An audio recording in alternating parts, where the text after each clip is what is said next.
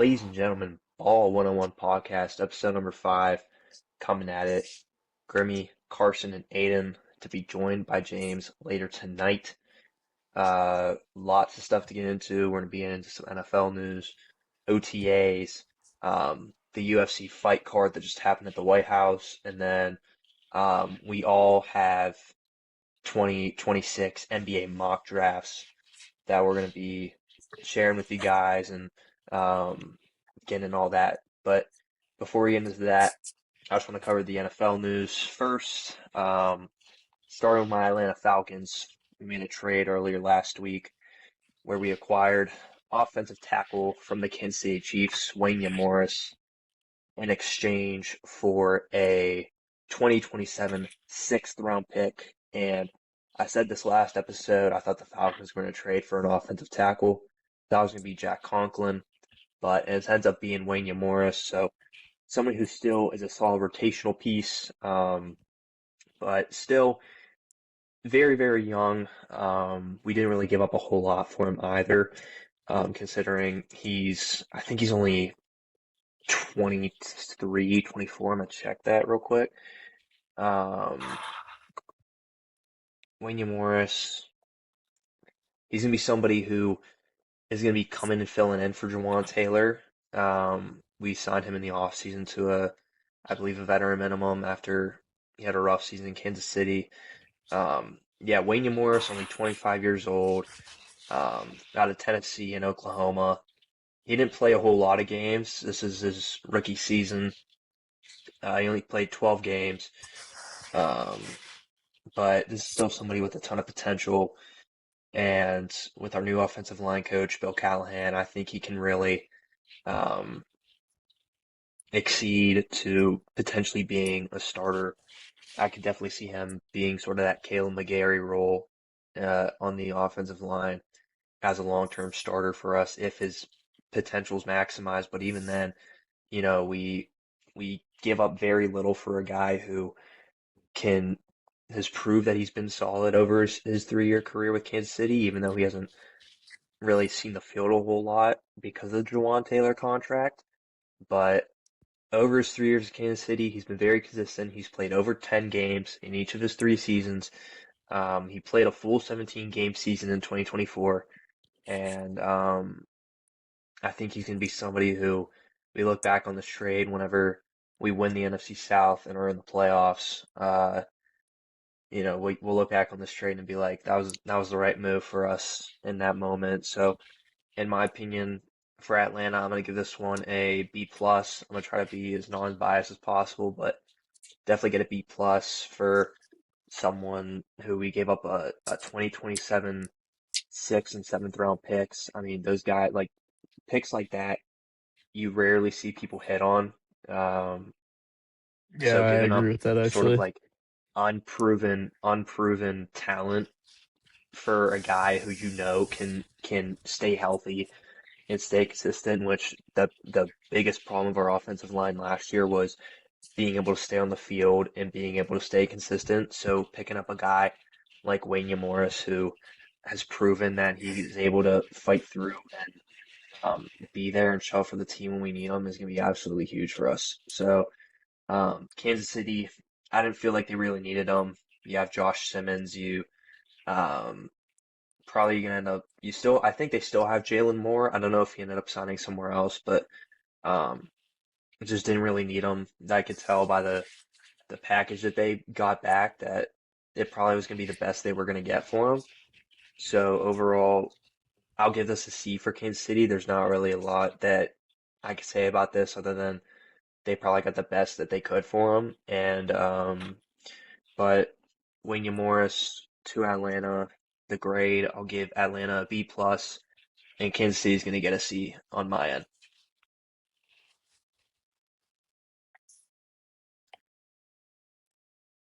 Yeah, I do agree with you. It's completely Yeah. unproven. You didn't give up too much for him. It's a solid trade. It could end up being a really good trade. Like you said, y'all got a new O-line coach. See how he can develop.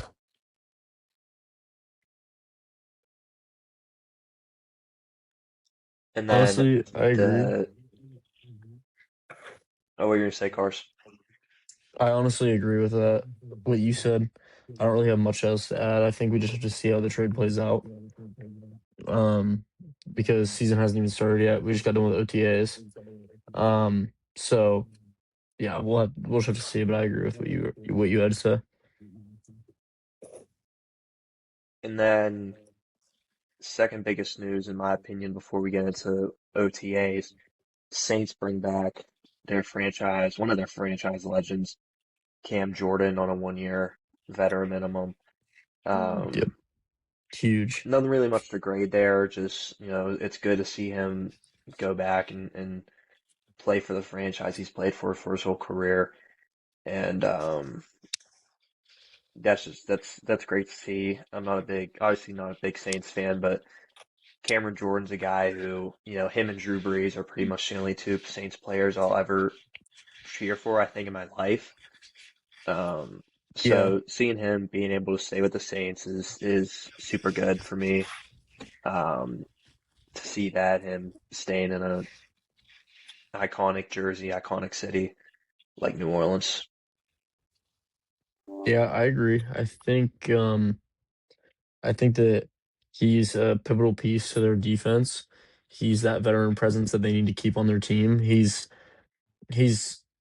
although he's getting up there in age, he still has a lot of he's still very explosive. He's still fast for his weight and his height. And I think that's what a lot of people overlook about him. I think that yeah, other like what you said, Drew Brees and Cam Jordan. Although I'm not a Saints fan, Drew Brees is my favorite player of all time. And then Cam Jordan, I really do like him. He's a great player, great guy, genuinely. And I think that he's great for the city of New Orleans. And he's great. He's a great piece for that team and for that defense. So I think that that was like a really, really pivotal thing that they needed to do this offseason.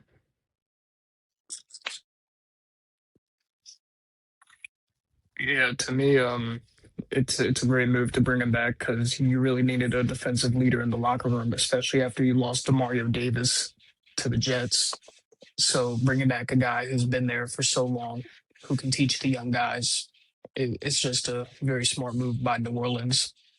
And I know Mhm. Ryan's not he's a fan of the player, just not the team. So Yeah. you Yeah, got to watch he can't Cam be. Jordan for another Yeah, it's year, and possibly sack your quarterback. not as bad as me having to watch Miles Garrett twice a year. So Oh man, it's gonna be rough.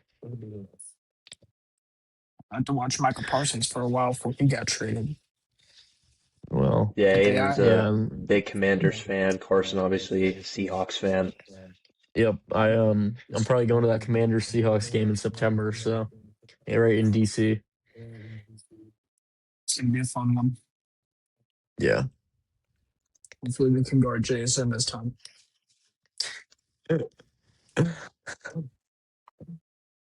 All right, so we're gonna get into um, OTAs. Obviously, um, those have started, and um, this was a chance to really get us to see some of the rookies that, um, not just rookies, but the veteran players that or different players that people signed in the off season. Yeah.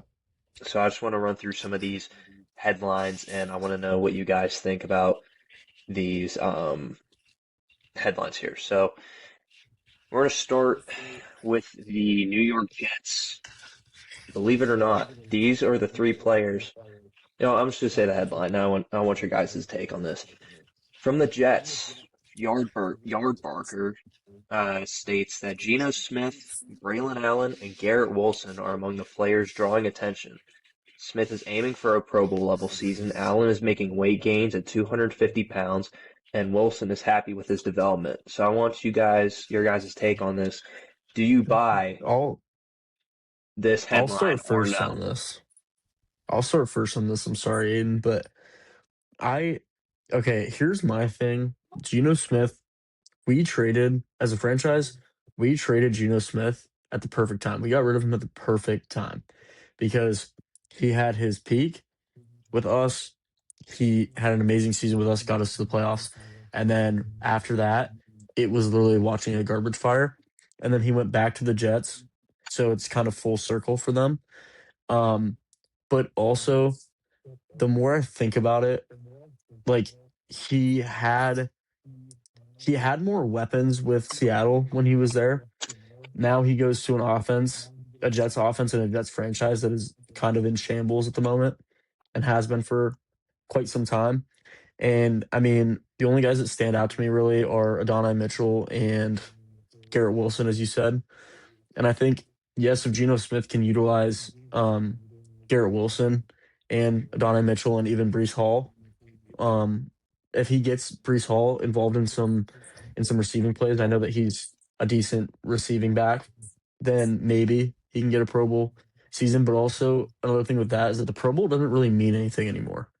The Pro Bowl is kind of just it's just a game. Like it's just like a fun thing that they have at the end of the season. It's not really it doesn't really mean anything anymore. So I think that even if you were to make a Pro Bowl, yes, it would go on his resume. Yes, it would look good for him, but also what does it really mean within his career?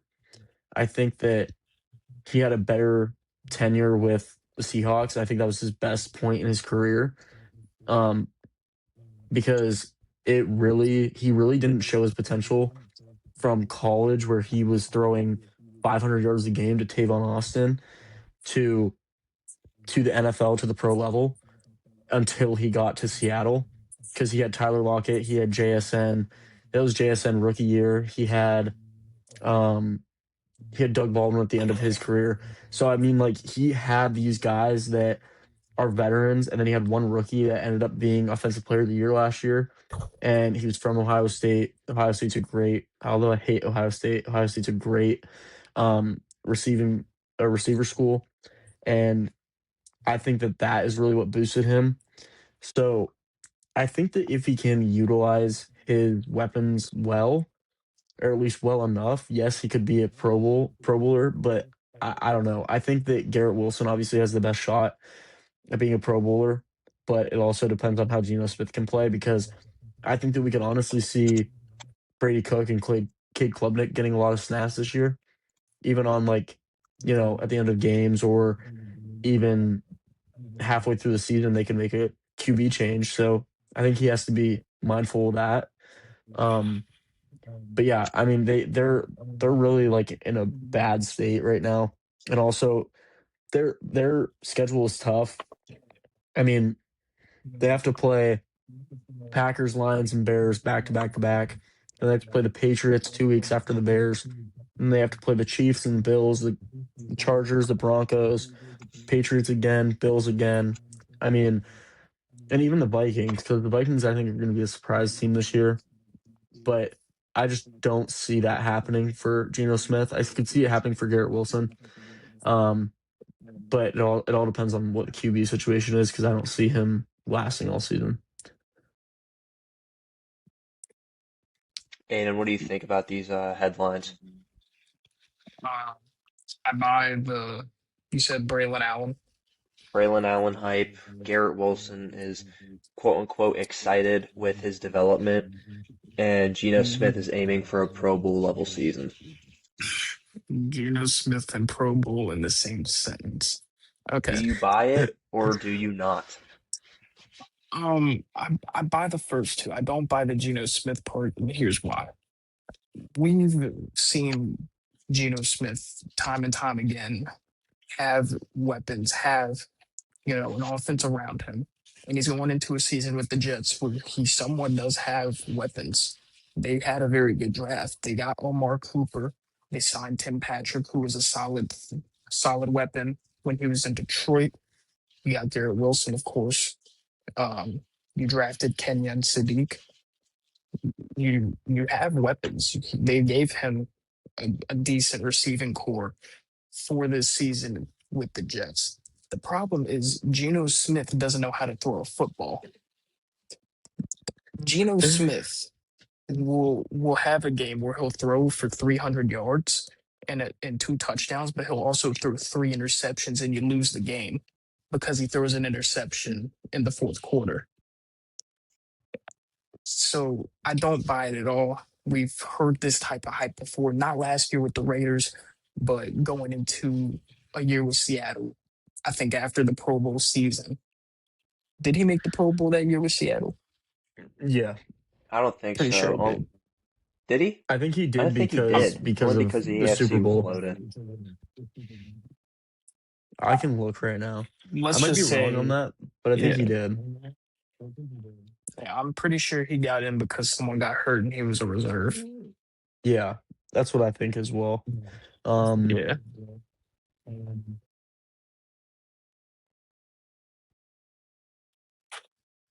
no, he did not make the Pro Bowl. He won Comeback Player of the Year that year, though. Well, he had a very good season and he did leach out to the playoffs. Um, Exactly. but the thing is, this version of Geno Smith, you could give him JSN and Jamar Chase, and he'd still manage to lose a game. He still managed to lose All right, bro. four. Look. I'm gonna stop you right there. I'll name you. First of all, I get that Geno's bad. Like there's no denying that Geno isn't good because he's not. But I'll tell you right now, I can name you at least. Geno Smith is not a bottom 10 QB in the NFL. I'm sorry, what?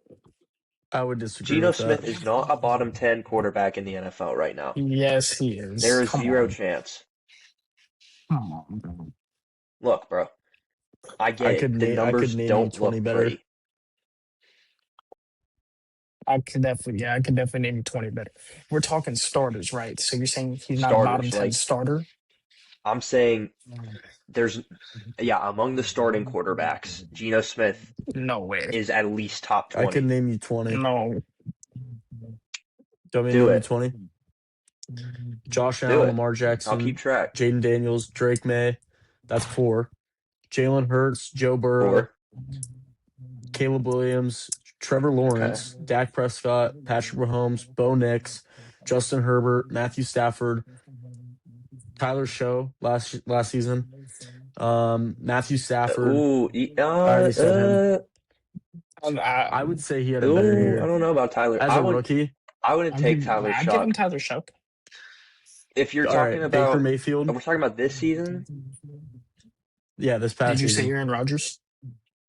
I No. There's no way Aaron Rodgers is a better quarterback than Aaron Geno Are you Rodgers Smith. is better. serious? There's zero Aaron chance. Rodgers is 10 times better. Are you? There's Aaron zero I Rodgers chance. is haven't better. finished. Aaron I'm Rodgers at still limits the turnovers at 41. here. I'll restart. Josh Allen, Lamar Jackson, Jaden Daniels, Drake May, Jalen Hurts, Joe Burrow, Caleb Williams, Trevor Lawrence, Dak Prescott, Patrick Mahomes, Bo Nix, Justin Herbert, Matthew Stafford, Tyler Shuck. We can agree or disagree. We can take him out. Baker Okay. Mayfield, Wait, no. Jared Goff. I'll give him to you. All right. Jordan Love, CJ Stroud, Sam Darnold, Cam Ward. That's 20. Aaron Rodgers, that's 21. I don't know, bro. Oh man. You're just telling me think- you take Cam Ward over Dylan or Yes. over Geno? Yes. Yep. I would take I'd rather Fernando take Mendoza, and he myself. hasn't even played a snap yet. I'd rather take All myself. right, bro. I'm not This gonna is lie. insane. I would I'd rather take Michael 9. Penix. Do not I would rather disrespect take Michael 9 Penix I would over like rather that. I would rather take Deadass. Shador Sanders. Speaking of Michael Penix, well, before we get into that, I'm gonna get into what I think about this headline and if I buy it or not. I do buy into it only because Geno is up there in age. I think he's around 34, 35 years old. He doesn't have anything to lose at this point. He's made 14 years money in the league. already. Yeah, that's the He's- problem. He has nothing to lose. He has nothing to lose. He can come out and say he wants to win MVP, and everybody's gonna be like, "Good for you, Geno." Like he has nothing to lose. He can say what he wants to say, and good for him. If he really does make the Pro Bowl this season, and people really are gonna be shocked if he does, then good for him because he's coming out here and he's saying that he's gonna do it. Um, Braylon Allen, I'm buying that. I'm buying that all day. He up to 250 pounds. Um, he gained about 10 pounds last year, from last year into this point. So I'm definitely buying that. He'll definitely be the second option behind Brees Hall, and um, he's still very, very young. I think he was one of the youngest players ever to be drafted. I think at 20.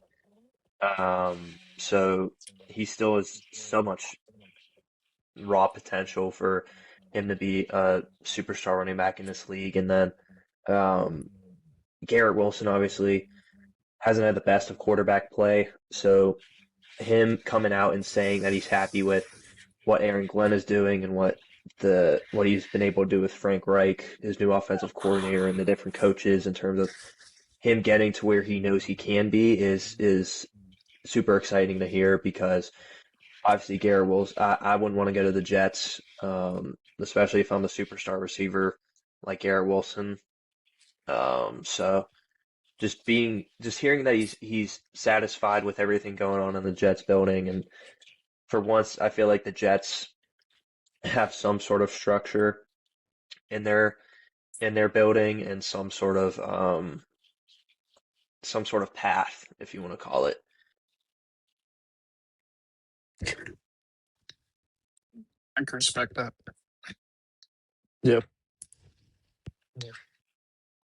So we're gonna get into the Commanders, Seahawks, and then Falcons notes and for this OTAs. And here's one from the Commanders. Ja'Cory Krosky Merritt, Bill, sat out of Washington's 3-week OTA on the field workouts because of a soft tissue injury, and his availability for mandatory minicamp is up in the air.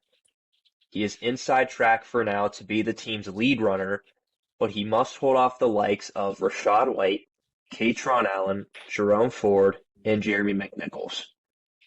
White has 40-plus receptions in each of his first 4 years, and I prefer drafting him at his slightly higher ADP over Bill because of his receiving ability, but this is setting up to be an annoying fantasy backfield all season.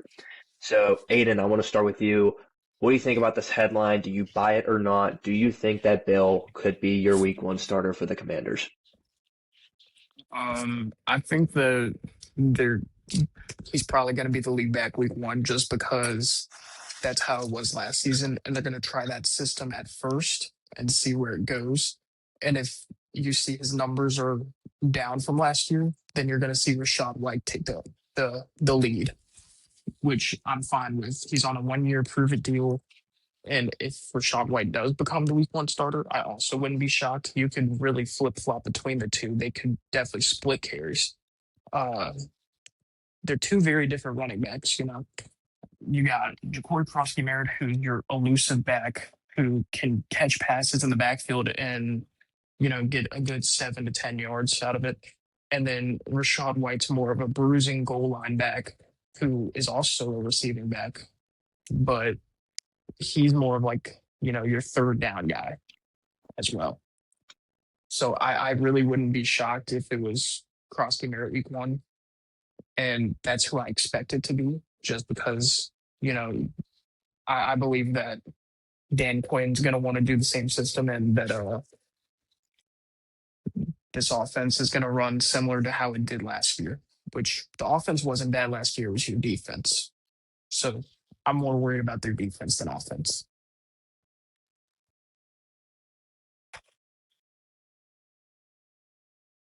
Carson, what you got to say about Ja'Cory Krosky Merritt in the backfield situation in Washington? I don't know. I think he has a chance to be week 1 starter, but I just don't think it's going to be the case. Honestly, I don't know. I think he's good enough to be week 1 starter, but like I don't know. They have they have Rachaad White as well, who could also make a boost for that spot. So I don't know. I could see it. They also have Katron Allen who could get a couple snaps too on third down. I think it's going to be all over the place this season for them in the backfield. I think they could, hand the ball all over the place. I think they give everybody reps, and especially in preseason, see how it goes, see who's performing the best. I know it's preseason, but still, it's the first glimpse you get at real football for the year. So I think going into preseason, I would say just, you know, facilitate the ball, get people in there, get people out, you know, see who is your best fit going into week one. Um, but yeah, it's all I really have to say about that. Yeah, I think that's going to be sort of what we're going to see from a team like the Arizona Cardinals, where they have so many talented running backs and not enough ball to go around. I think we could easily see a committee there in Washington. But I do think that Bill's going to be the week one starter, but it's not going to last long. It's sort of similar to what James Conner has right now. That's his starting job in Arizona. But let's go from one crowded backfield to another. So we go cross country to Seattle. First round pick Jadarian Price worked ahead of Emmanuel Wilson and behind George Haloni at the start of mandatory minicamp, and he received entire drives with the starting offense. Haloni earned the top spot in spring workouts after impressing the coaching staff in the postseason, and Wilson is guaranteed just $300,000 as a free agent signee. The Seahawks are making Price earn his opportunities, but it's a good sign that he's already working ahead of Wilson heading into training camp. Carson, I want your take on this. Hearing that George Haloni is going to be the starter more than likely heading into preseason with Zach Charbonnet still out with that ACL injury. Um, you know what? I'm not surprised. Watching Haloni play in the postseason was um honestly he was a key part to why we got to the Super Bowl. He took over that like third down spot that Zach Charbonnet held, and it honestly opened up Kenneth Walker a lot more, like we saw in the playoffs, especially against San Francisco. Um, because and that's one of the reasons that Kenneth Walker left too, was because that he was not getting enough snaps that he wanted, and he got a lot of touchdowns stolen because of it from Zach Charbonnet. But I think that this is all going to change once Zach Charbonnet is healthy. I think Zach Charbonnet is going to be the one. And I think Jerry Price might move up to the two.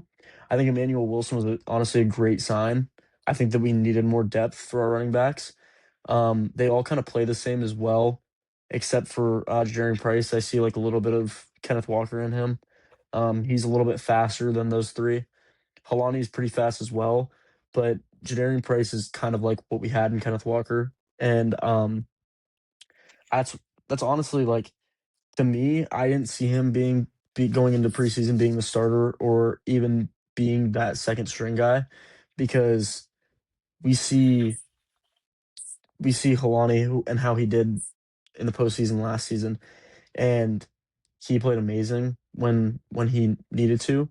And Zach Charbonnet still being out kind of hurts us a little bit because he got us a lot of touchdowns last year and when we needed it as well.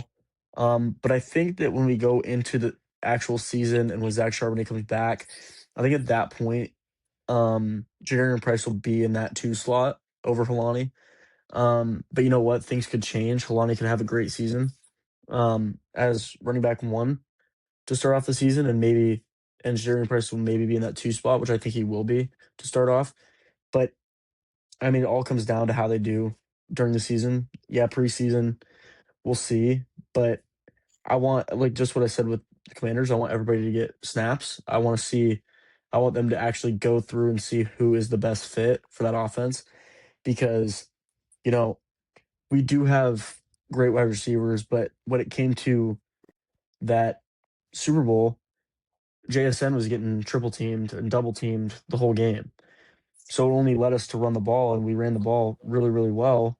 And that's what basically made us win that game. And I think that our run game has been something very, very dominant within our franchise for the past however long. Like probably like I would say probably like the past 10 years. Back to when like, Chris Carson was there, Rashad Penny. And we always had these like low name guys that would always produce for us just because they worked in our offense. And that's something that we're honestly like that we stand out for, I think, in the league is that even though we have these smaller name guys, they're still going to produce and they're still going to do what we need them to do. So, I mean, I think that just give everybody snaps. I think um, I would love to see Jadarian Price get a lot of snaps in preseason, and I've been watching videos of him at OTAs and going with the regular offense, and he looks amazing. So I do want him to be running back one, but you know what? If Kalani's the guy for the job, I mean, give it to him. He's more experienced than Jadarian Price is, and I think Jadarian Price could sit in that second slot for a while and learn, and then come out next year or even later in the season and be better than he was coming in. So yeah, that's how I see it. I just want everybody to get snaps and try and find the best fit. I definitely agree with that. I think it's sort of I agree with what you said about the Seahawks and these sort of lower name guys that no one really because I to be honest until the postseason I didn't really watch a whole lot of Seahawks football throughout the regular season, so I didn't really know about George Holani until Charbonnet ended up going down and he had to step in. But um, so that's why that headline kind of shocked me a little bit. But I definitely can buy into this headline um, with, like you said, with Jadarian Price only being a rookie, um, Haloni, like some sort of veteran, some sort of guy who's going to know the system has to step up until Charbonnet is healthy, and Yep. getting a in-house guy like Halani to develop and progress like that is something unique, and I haven't really seen a whole lot of that. And before we get into the last headline, I want to know what Aiden thinks about this situation. I really didn't see it coming. I know Polani was good. Watching him in the playoffs after Charbonnet went down, he took the reps. He was very good in the postseason, and like Carson said, he is a very big piece on why the Seahawks made it to the Super Bowl. Um, and I could definitely see him being the day one starter, especially if Charbonnet isn't fully healthy, because you don't want to rush Jadarian Price into being the starter. I get it. He's a very highly talented running back, and you definitely want him to become your starting running back eventually. And I think that's what they're going to try to do throughout the season and get him more involved as time goes on. And when Charbonnet comes back, he'll probably be the same role that he was as the goal line back, third down bruising back, because he's a big guy and he can definitely run over some people. So they're going to want to keep Charbonnet around for that. Um, but I do think it'll be Holani day one, and then they're going to slowly ease Jadarian Price more into the starting lineup, and then he'll end up by the end of the season. That's my expectation that he'll be nearly a full time starter by then. So I think they'll slowly ease Price into being the RB1. So let's get into this final headline here coming out of Falcons mini camp, and I don't really like to hear about this. Michael Penix is able to participate in OTAs, but our new head coach Kevin Stefanski came out and told reporters today that Tua, who's been getting more first team reps, obviously with Penix still recovering from that ACL, he came out and told reporters that Tua has that innate God-given ability to be accurate as a quarterback. Tua ranked 16th in catchable throw rate and 10th in adjusted completion percentage at 78.1 among 36 passers last season, while Penix came in at 35th in both of those categories.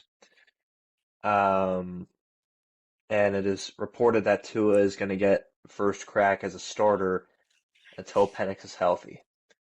So, in my opinion, I don't think I don't think Kevin Stefanski is already off to a good head start as our new Falcons coach. I think his way of looking at things is flawed. Um, just purely looking at statistics is ridiculous, especially as a head coach, where your job is to focus on those practices and those OTAs to figure out who is better on the field and not just look at a piece of paper with a number on it. I understand that's a big part of um, determining who to sign in free agency and all that, but I feel like there are a ton of things that Michael Penix does well that Tua doesn't do well. I feel like Michael Penix has a bigger clutch gene than Tua, and that was proven through our week 1 loss over Tampa Bay. But if it wasn't for a Young Hoku missed field goal, we win that game. Penix dove across the goal line. I watched that game live for the touchdown. He threw his body on the line. Um, and I also watched that clutch ability in the win later in the year against Tampa this season where we came back down 14 and won in Tampa to eventually knock them out of the playoffs. And then I even saw it in his debut game against the Washington Commanders a few seasons ago, where he drove down the field, 4th and goal, finds Kyle Pitts for the touchdown. And even though we lost, Penix has proven time and time again that he's a clutch player and he'll come up and make plays when plays need to be made. And he's such a good, he's just, the way he can just spiral that ball, zip a ball in a certain direction and a certain point where only the receivers are able to get it is such a unique ability that he has that I don't think you can replicate with Tua. I understand about accuracy. That's a big issue for a quarterback, but Kevin Stefanski, look at Tua and his current state with his all his concussions, and Stefanski, why don't you look at his decision making? Why don't you look at his mobility? Why don't you look at his other traits that aren't on a piece of paper? Um, I think Penix absolutely deserves to be the starter. I'll live and die by Penix. I think Michael Penix could easily be a caliber starter in this league. He could easily be a top 15 QB at his ceiling. Um, and I just think Kevin Stefanski needs to give um, this whole summer and this whole season of OTAs and mandatory mini camps. I think he really needs to sit down and assess what he needs to do before making a decision, especially with the season where the NFC South is once again wide open and it's really anybody's division.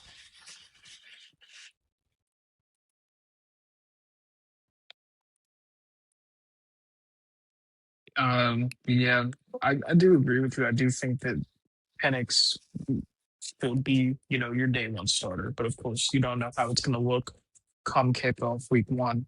But the expectation is that he will be back, correct? That he'll be back and won't have to miss any time.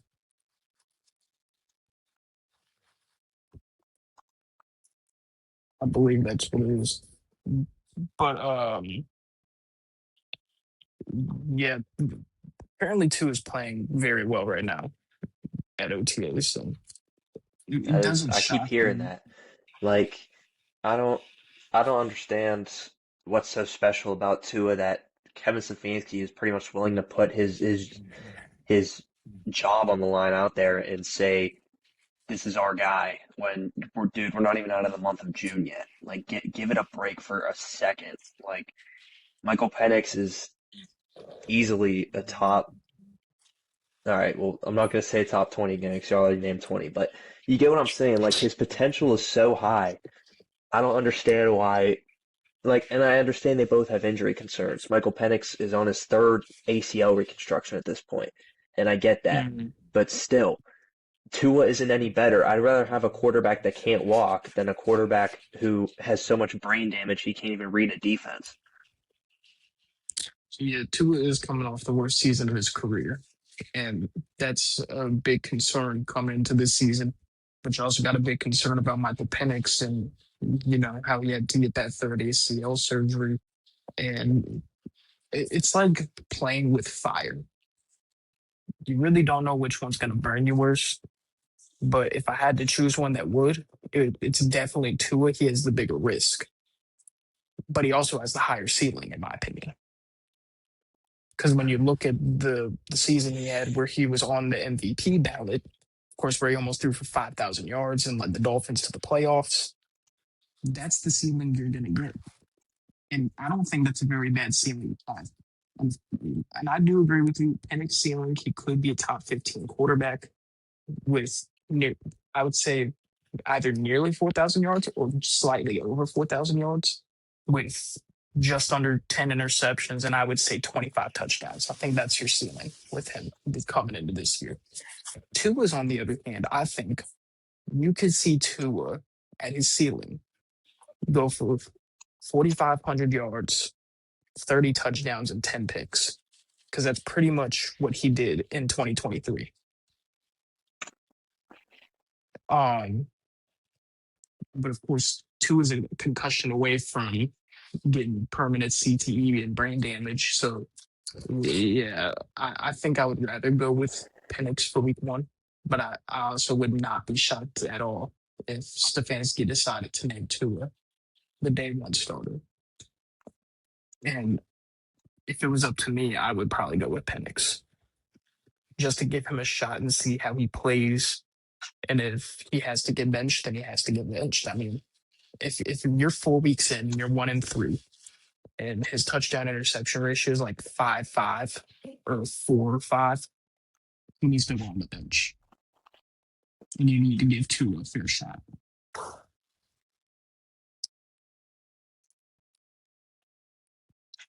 I don't know. I think Penix should be week one starter. I think that it shouldn't even be a talk. I mean, when I watch Tua out there playing,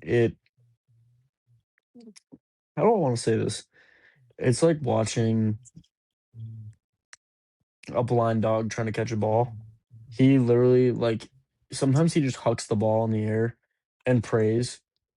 And I don't know. I think that and I don't even think he's one hit away from brain damage. I think he already has brain damage.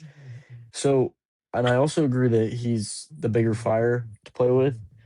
But Penix, I think Penix has a higher ceiling than Tua does.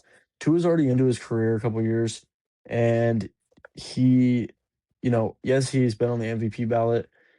He threw for a shit ton of yards, but like I I don't know. He he just the past 2 years, he just has not looked great. Like he hasn't looked like he can lead a team to the playoffs. He doesn't look like he can lead a team at all, really. I mean, it might have been where he was, but I don't think going to Atlanta is going to fix all of his problems. But I think that Michael Penix has a much higher ceiling than Tua does. I think that he can lead the Falcons to a winning record, and I think he's more mobile. I think he's smarter. I think he's a smarter quarterback than Tua is at this moment. So I think that those are the things that have to play into factor. I think going into preseason and going into you know training camp, really harp on both of them. See who is actually doing better, not just go with your gut, not just go with statistics.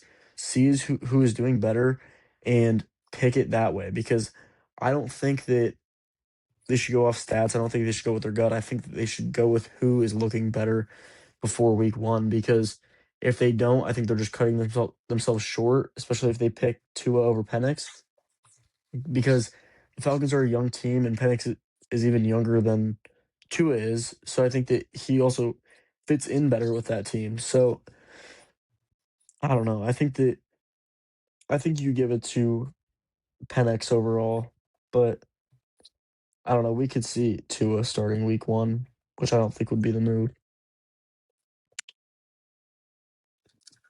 So that's pretty much all the NFL news we have to talk about we were gonna wait. We're gonna wait for James before we talk about the New York Knicks winning the finals, obviously. Um, but I do want to get into our mocks that we have made for this upcoming NBA. Also, shout out to the Carolina Hurricanes for winning Yes. the Stanley Cup. They won that. I watched that game last night. Great game by their goalie in that first And period. He didn't let up. the Golden Knights today just fired their head coach.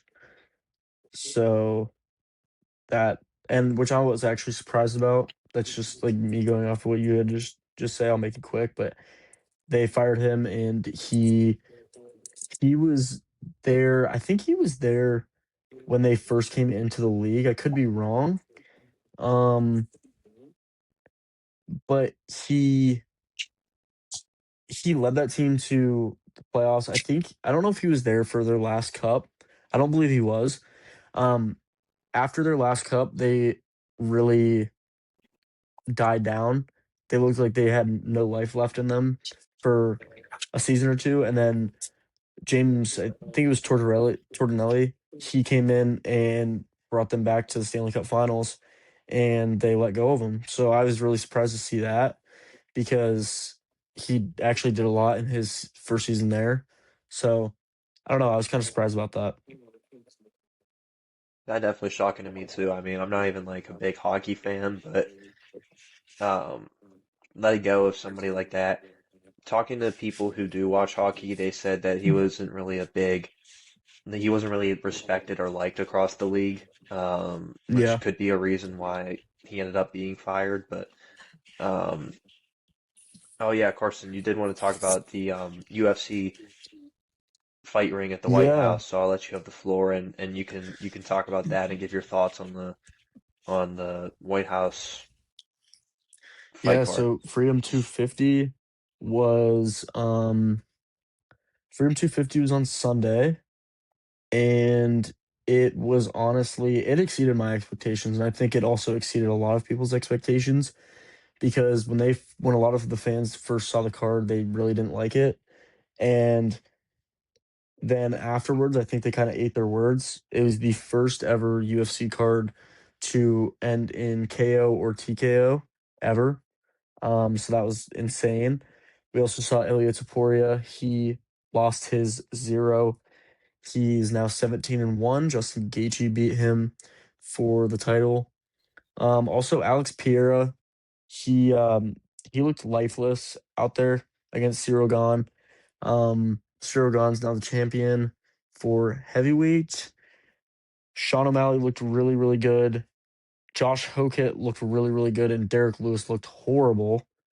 Derek Lewis was stumbling the whole entire match. It was awful to watch.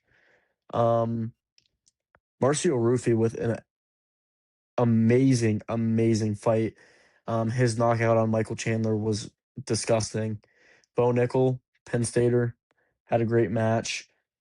He beat Kyle Dacus, which Kyle Dacus was, he actually was, I think he was third in control percentage, which was 40%. So, and he wrestled him the whole time and beat him with knockout. And Diego Lopez won. Great fights all around. Ilya Taporia um, actually had to call the fight because he couldn't see. His face was obliterated after the first round. I don't know how he went three more rounds, but I mean, I thought it was a great fight. I thought it was a really cool experience to watch. I couldn't imagine actually being there. Every fighter walked out of the White House. They had a jets fly overhead. They had the live band, like the military band that was there. They did all the intro songs. Thought that was really cool. Um, the only thing was not happy about was that Sean Strickland got escorted out because he didn't get invited.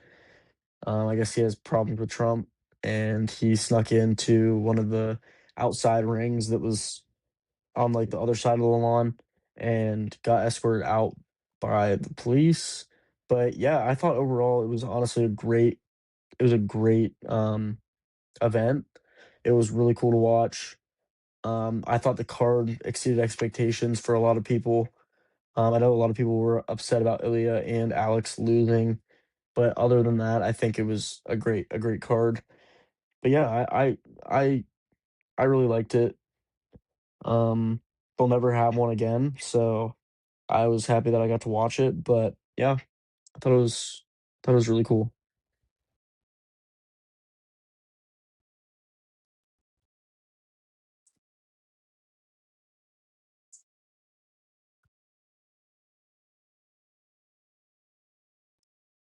All right, so at this time, um, we're gonna at least try to get started on these mocks while we wait for James. Um, so I have mine pulled up. I don't know what everybody else. I got Yep, mine I got pulled up. mine Yeah. up. Okay, so at the 1-1, I'm gonna start. For me, not really much to say. With the first overall pick, the Washington Wizards select AJ Debonsa, forward out of BYU. Yep. 25 points per game, pure scorer. You already have Trae Young. You already have Trey Johnson. You just need pretty much a solid wing, and you have a championship contending team. So not really much to say about Debonsa. They've been hyping him up all season throughout his career at BYU, and um, in this mock, he lands number 1 to Washington. Oh, James is here. There's James. Yes, sir. Yes, sir. Yes, sir. What's up, y'all? Hey, before we continue up? into the mocks, before we get any further into the mocks, because I just started with my 1-1. We didn't go too far. James, Oh, okay. we gotta Yes, sir. get your opinion on the Knicks winning the championship. I watched Come your on, live. I saw how hype you were. Yes, sir. Yes, Break sir. us down and run us through how you were feeling in that moment. Yo, I ain't gonna lie, bro. First things first, I want to shout y'all out, man. I want to thank y'all for allowing me to be here. First and foremost. Yo, second, y'all ain't gonna lie, my voice is back, so I ain't gotta worry about my voice cracking and stuff. Yo, I ain't gonna lie, yo, like it's still surreal, man. Like I still can't believe like this actually happened, bro. Like I never thought I'd see a day in my life that this would happen. Like we were 3 for 20 in that first quarter. We had we had one of the ugliest first quarters like ever. And like the fact that we came back down 16 and won this game was insane. Like, bro, it was like a lot of emotions, bro. Like, man, like I'm telling you, I can speak for every real Knicks fans, bro. Like we was legit in the trenches, bro. Like the whole Melo trade set us back like years to set us back. Like if we waited, like I'm gonna backtrack for that trade a little bit. Yo, if we waited to the end of the year, and I get why they kind of panicked to make the move because of the lockdown, but if they made the move during that offseason rather than the trade deadline, I don't think we'd have that crazy setback because we traded a lot of depth to get Melo, but and future picks which include Jamal Murray. But man, I'm like I was a lot of emotions, bro. Like I was like emotional as hell. Like I'm just happy with my team, man. Like that's all I got to say about that. We just broke down into our mocks. I basically started with mine. I said AJ Debonsa goes number 1 in this mock to Washington. Okay. So I'm curious, whoever wants to go next can go next, and we'll pretty much just keep that order throughout the entirety of our mocks. I can go Wait, our next. opinion of the number 1 pick? Or Aiden can go. Okay, go ahead. Aiden, you can go. Yeah. Are we all just doing our I number am a 1 picks and then Wizards going to number fan. 2? Yeah, I'm a Wizards fan, so this is exciting for me.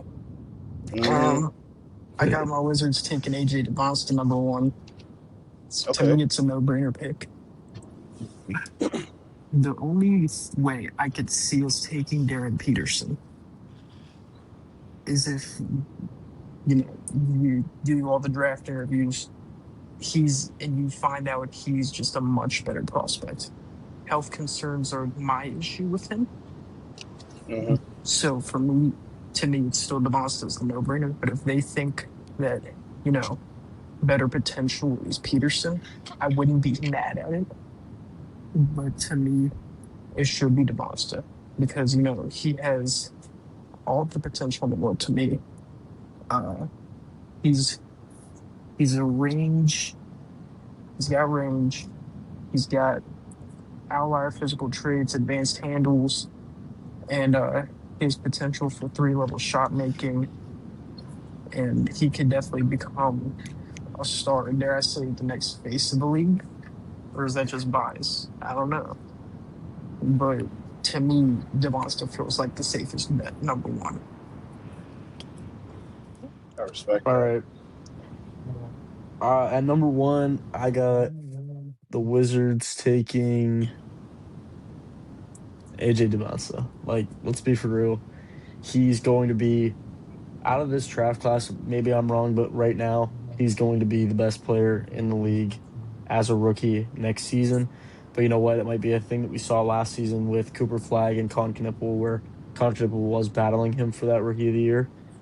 Because there are honestly a lot of great players in this draft, but I think he's going to be the best one to have a shot right away.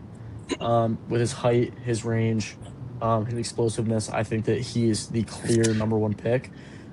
Yes, like what Aiden said, Darren Peterson, I could see them maybe taking him, but I think that what the Wizards need is a big forward to pair up with Anthony Davis and to pair up with Trae Young, because he can learn from veterans, and I think Anthony Davis is a perfect one to learn from. I know that Anthony Davis is injury prone, but I think he'd be perfect to learn from. So, yeah, I think the Wizards is the perfect place for AJ DeBastania. DeBansa. I don't even know how to say his fucking You got it. last name. Yeah, the Banter. DeBansa. Yo, I ain't gonna lie. Like, it's gonna be a tough decision. Like, yeah, you got 2 elite prospects as Darren Peterson and AJ DeBonta. And what I've been reading, like the last couple of days, I've been seeing that Darren Peterson only worked out for the Wizards. He didn't work out for the Jazz or the Grizzlies. Like, I think Darren Peterson's either going number 1 or number 3, but this is tough. I mean, you can't pass up on AJ DeBonta because, like, yeah, he's a big wing that will benefit you for the future. But at the same time, like, I don't know. That's going to be tough, like, because the Wizards, they got young talents. Like, they got good talents like Keyshawn George. Like, he's a really good offensive player. Trey Johnson's a really good shooter. But, like if he works on the defensive end, he'll be a much better NBA player. Like, Bilal Coulibaly, he's a really good defensive specialist, but, he is limited offensively. And then Will Riley, he had a good rookie season. Like, yeah, they have a lot of young talent, so it's kind of like, do they take AJ DeBonta? Do they take Darren Peterson? Like, I don't know. Like, for now, based on what I've read, bro, I feel like the Wizards is gonna take Darren Peterson number 1 to pair up with Trae Young, because do they think that Trae Johnson, or do they trust the future of Trae Johnson? Well, do they think he's gonna be like a good backup pairing with Trae Young? Like, yeah, you have Alex Sarr, AD, and Keyshawn George as your front court for now, unless they take AJ DeBonta. If not, it's gonna be a really good front court trio on paper. But, like, it honestly depends on, like, the trajectory of how they think about Trae Johnson and Keyshawn George and Will Riley. So that's why I think they're going to take Darren Peterson. I mean, they can't go wrong either or pick, but I feel like for now, based on what I've read and stuff as of late, especially that AJ DeBonta wants to be in Utah, I think the Wizards are going to take Darren Peterson. Yeah, definitely For now. interesting input there. Moving to number 2. In this mock, I have the Utah Jazz selecting Darren Peterson, shooting guard out of Kansas. Pure scorer, somebody who, I mean, you already built your front court with the Jaren Jackson Jr. trade. Yep. You have Jaren Jackson Jr., Walker Kessler when he comes back from his injury. Now you should really need to focus on building the strength of that backcourt, and I think Darren Peterson is a really good building block. He's going to be somebody who can play alongside Keontae George and really take that young Jazz team to the next level down the line. So I think no-brainer decision for Utah. Like James said, you really can't go wrong with whoever falls in your lap at 2. But I think Utah definitely would prefer a guy like Peterson over DeBonza just in terms of their scheme fit. But in this mock, I have Peterson go number 2 to the Utah Jazz. Yep, I'm right there with you. I have the Utah Jazz taking Derek Peterson going from Kansas. Of course, Utah selected Ace Bailey last year, despite never working him out. I'm toggling back to what James talked about. But I get it. Peterson's only worked out for the Wizards because that's where he wants to go.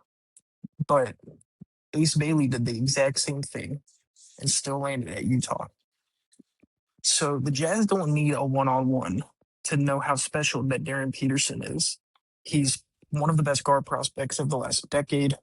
He's a scalable on and off ball weapon. He has a great jump shot and strong defensive presence. Now, I get the concern around him with the cramps and all that he had at Kansas, but his playmaking to me is too amazing to pass up at 2, and that's why I do not think the Wizards should take him at 1, just because of the health concerns. Because I want a guy like AJ DeBosta who doesn't really have injury concerns from his past. But to me, Darren Peterson's the perfect fit for Utah too.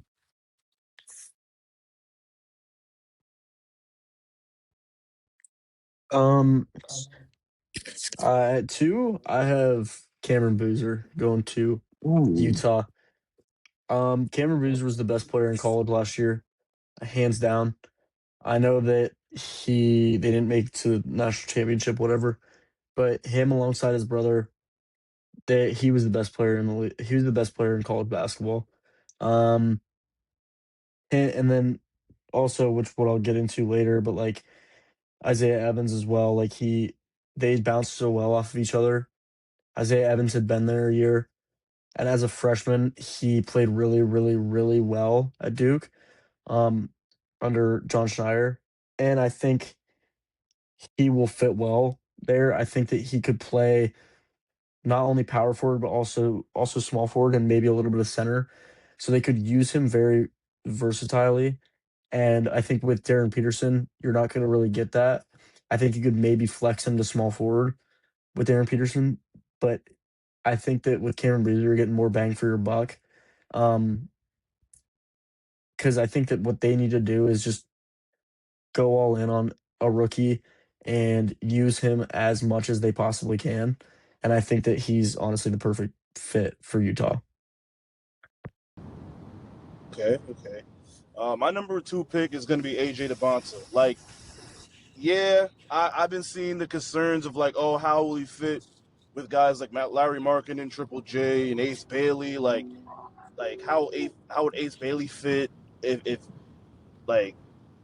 he's going to be starting at the 2? Like, he was starting at the 2 for a little bit, as well as like Bryce Sensabaugh. But like the big question I have for the Jazz, though, other than the number 2 pick, is the value of Walker Kessler, because they offered him a 5-year, $140 million contract, but he feels like he's worth more than that. But at the same time, like if they do lose Walker Kessler, then it's perfect to draft AJ DeBonta. He could fit in at the 3 or the 4, whether they want to have Larry Markkinen at the 3 or 4. They got Triple J at the 5 if they can.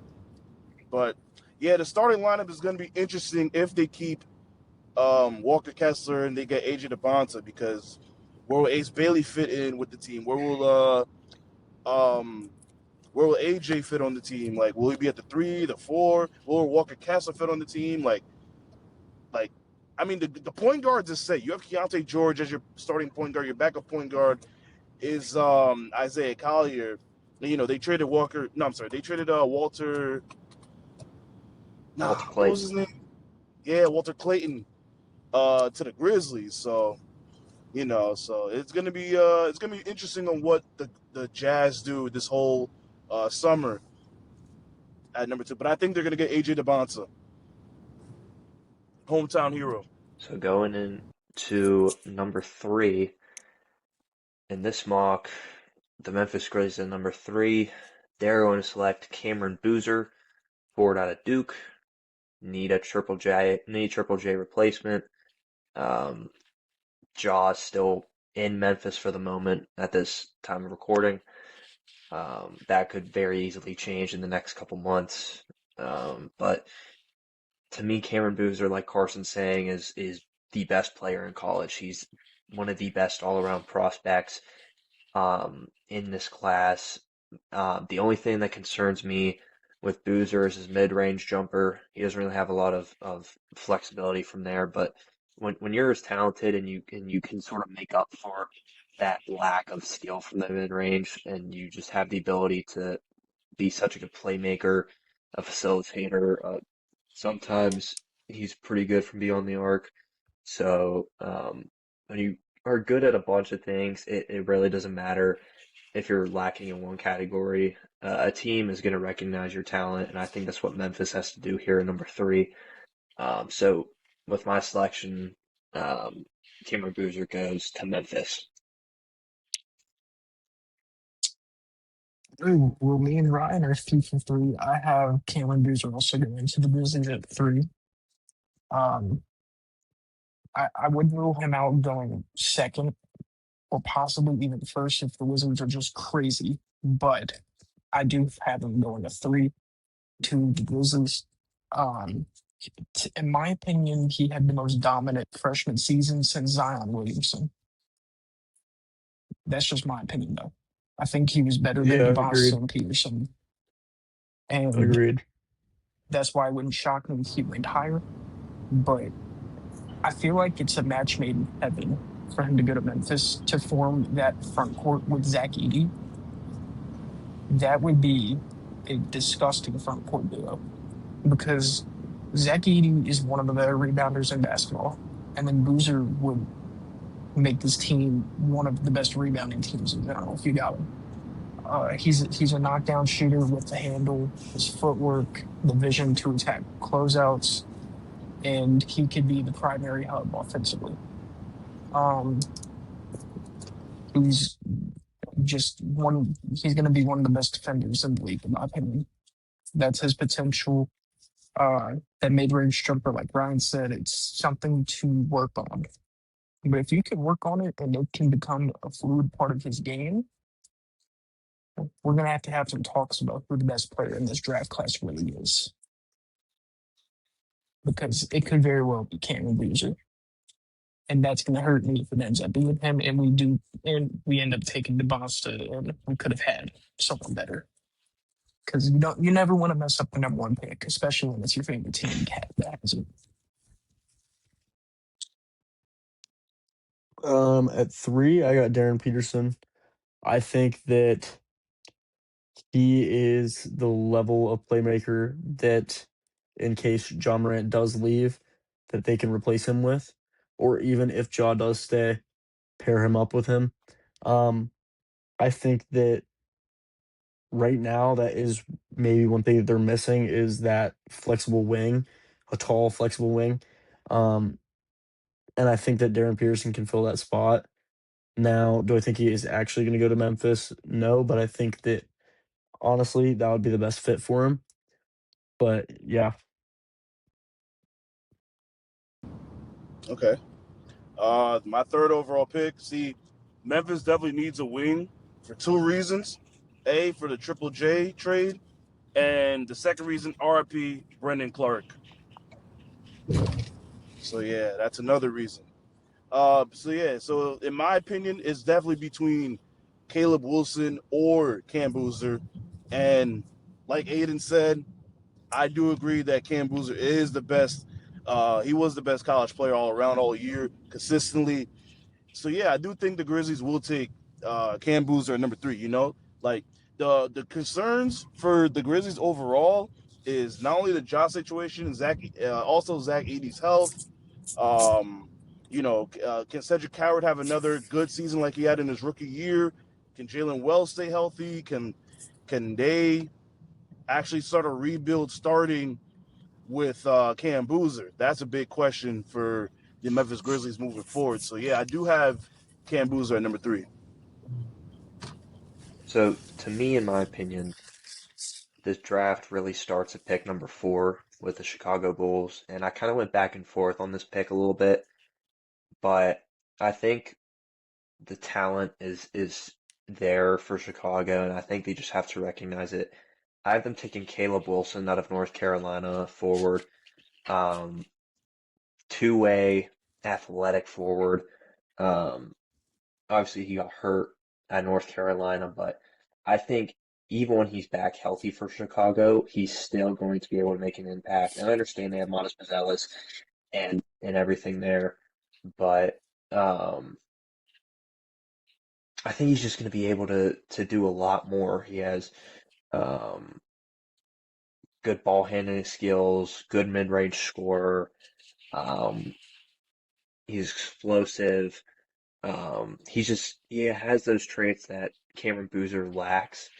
And while he might not be as good as Boozer in some other categories, I think that um, Caleb Wilson is still going to be able to be on the same level, if not maybe a tier lower than what Cameron Boozer is right now. So I have Caleb Wilson number 4 to the Chicago Bulls. Hold on, before Aiden goes, it's also funny how Cameron Boozer doesn't really got a midi like that, but Carlos Boozer, his dad did. Isn't that crazy? That is true. And he had that turnaround jumper too. But go ahead, Aiden. Number 4, to me, this is the safest bet for a pick that's actually going to happen. I have the Chicago Bulls taking Caleb Wilson. It's the safest bet to me in the entire draft class that this pick will happen. And in my opinion, out of the top 4 prospects, Wilson's going to need the most patience because he's an iffy shooter with a light frame, right?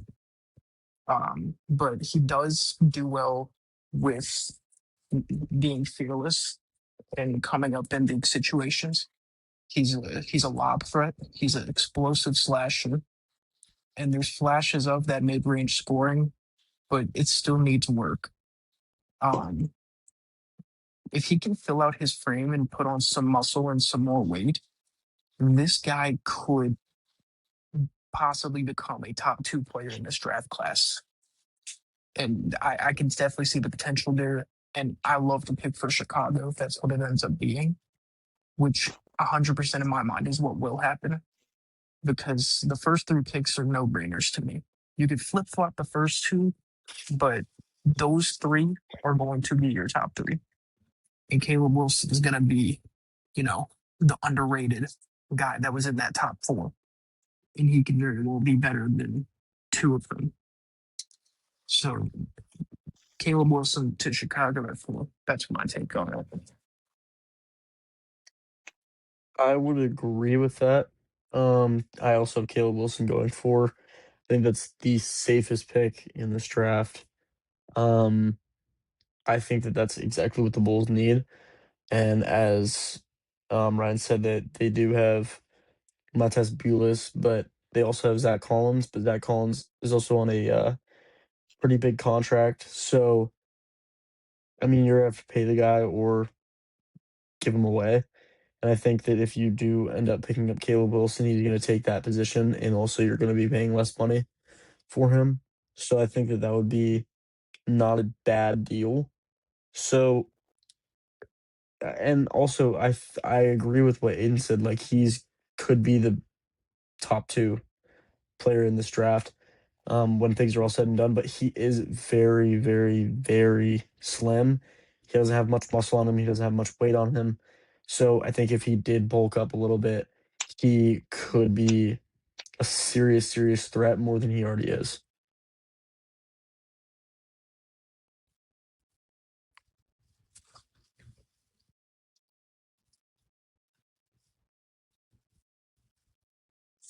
James, either.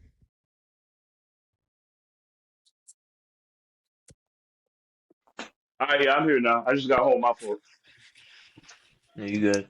I'm just settling. But yeah, number four though, I do agree that the see for me it was between Cam Boozer and Caleb Wilson at first, but then I'm like, I saw the draft combine and Cam Boozer did do better shooting the rock than Caleb Wilson did. So that was like the one of the main struggles that Caleb Wilson did, even though he's a lot more athletic, one of the most athletic guys in this draft. But yeah, I do think the Chicago Bulls, man, if they make a dumb draft decision, like when they drafted Noah Essengate last year, that would be crazy. But yeah, I do think the Bulls will take Caleb Wilson. Like, yeah, the concerns for the Bulls, yeah, they have another forward, right? Because they have a lot of wings. As of right now, as of today, they have a lot of wings on their team. Guys like Matas Buzelis, Noah Essengate, even though we played like a couple games. For now, they have Yabusele, Jalen Smith. They have a lot of like wings right now. They don't really got a big man like that. But yeah, I do think he's the best player available because you have too many guards and too many forwards. Like, and then I guess you still have Patrick Williams, who has one of the worst contracts in the NBA right now. But yeah, I do agree. Like, he do got to put on some more weight, more muscles, because we've seen guys that are extremely talented, but they're underweight. Guys like Chet Holmgren, Evan Mobley, Wemby, Alex Sarr. Like, once they added some more muscle, then they'll be a lot better than they are right now. But yeah, bro, this draft is in a way it's kind of reminding me of who's gonna be like the first pick in 2022. Remember, it was between Jabari Smith, Chet, and Paolo. Now that kind of like reminds me of that a little bit in a way because of the top three pick. But yeah, I do agree with y'all. I think Caleb Wilson is gonna be number four to the Chicago Bulls. So we're gonna head into number five, and I might lose a couple people here, but I genuinely think that this is gonna be the best scheme fit for the Clippers via the Indiana Pacers trade. Um, I think at number five, the Clippers select Keaton Wagler out of Illinois. Wagler has a unique shooting ability, something that the Clippers desperately are going to need, especially since they lost James Harden, who provided them most of that three-point shooting last season at the deadline. You get Darius Garland. There's really no solid two guard in LA for the Clippers. So if you can pair up a sort of younger backcourt, I know Garland is heading towards his age 25, age 26 season, but if you could get a guy like Keaton Wagler who can provide some shooting, get some good spacing on the floor, he can make his own shots. I feel like that'd be very, very good for the Clippers, and that'll give some sort of bright spot in LA, especially with the uncertainty of Bradley Beal, if he's going to come back to play next year. So I have five. The Clippers select Keaton Wagler. All right, I go. This might be a bit of a hot take for me at five. I have the Los Angeles Clippers selecting Michael Brown Jr. out of Louisville. Okay. Not a bad take. In my opinion, he has the highest ceiling out of any non-Darren Peterson guard prospect. Uh, and from the reports I've read, his draft interviews have went very well, and a lot of GMs like him and think that he is NBA ready. He has great size, the athleticism. He has a great shot. Um, he has amazing handles to break opposing defense, and he could just keep filling out his frame, and it makes him a good guard to project next to Darius Garland in their backcourt. I know Keaton Wagler is a good player to take there, but his athletic limitations are harder to match to Garland, in my opinion. So that's why I decided to go with Brown over Wagler. That's And fair. yeah, I got Michael Brown Jr. going to the Clippers. I mean, I don't mind that at all. I think it's actually like a good pick. Would be a good pick for them. But I also do have Keaton Wagler going to the Clippers. I think that honestly, this would be maybe their best fit outside of Mikael Brown, but I don't know. I think that he would honestly fit well in this roster. You have older guards that are getting up there that can't really get the job done, and they're getting into that point where they're just going after veterans to try and get them to the playoffs, and it's not really like they're going after like veterans that are not as good as they once were, is what I want to say. Um, because they have Bradley Beal as a guard here, and then they have Darius Garland, which is an amazing guard, which that was a crazy trade in my opinion for James Harden. But I think that if he pairs up with Darius Garland, I think that would be his best fit. I think that would maybe skyrocket him. And we could see something that we haven't, really seen in LA in a long time out of a guard like him. So I think it's just like about how he fits into this lineup, in my opinion. I think that this would be his best fit. So I think this is the place that he could skyrocket at.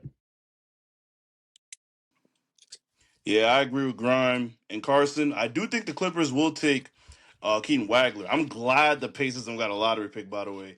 But like, I do feel like Keaton Wagler as a prospect, he's gonna be really good. He's gonna be a good backcourt pairing with Darius Garland because Benedict Mathurin is inconsistent. He's great, but his biggest Benedict's greatest strength is getting at the free throw line.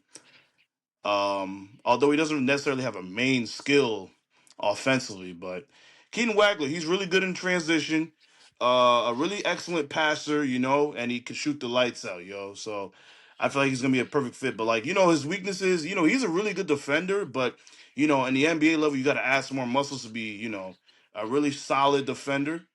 I feel like if he adds like 10 to 15 more pounds within the next year or two, I feel like he'll be a much better defender. He is 6'6", so he has a pretty good wingspan for a guard. That'll be a perfect pair with Darius Garland because he is 6'1". He is an undersized guard that can't defend. So they do need more perimeter defenders on the team.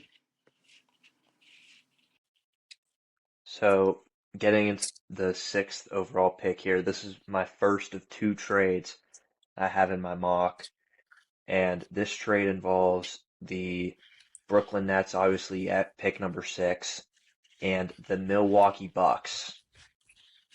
The Milwaukee Bucks send over the 10th overall pick and Bobby Portis in exchange for the number 6 overall pick. So Milwaukee trades up to 6, and they're going to select Michael Brown Jr., point guard out of Louisville.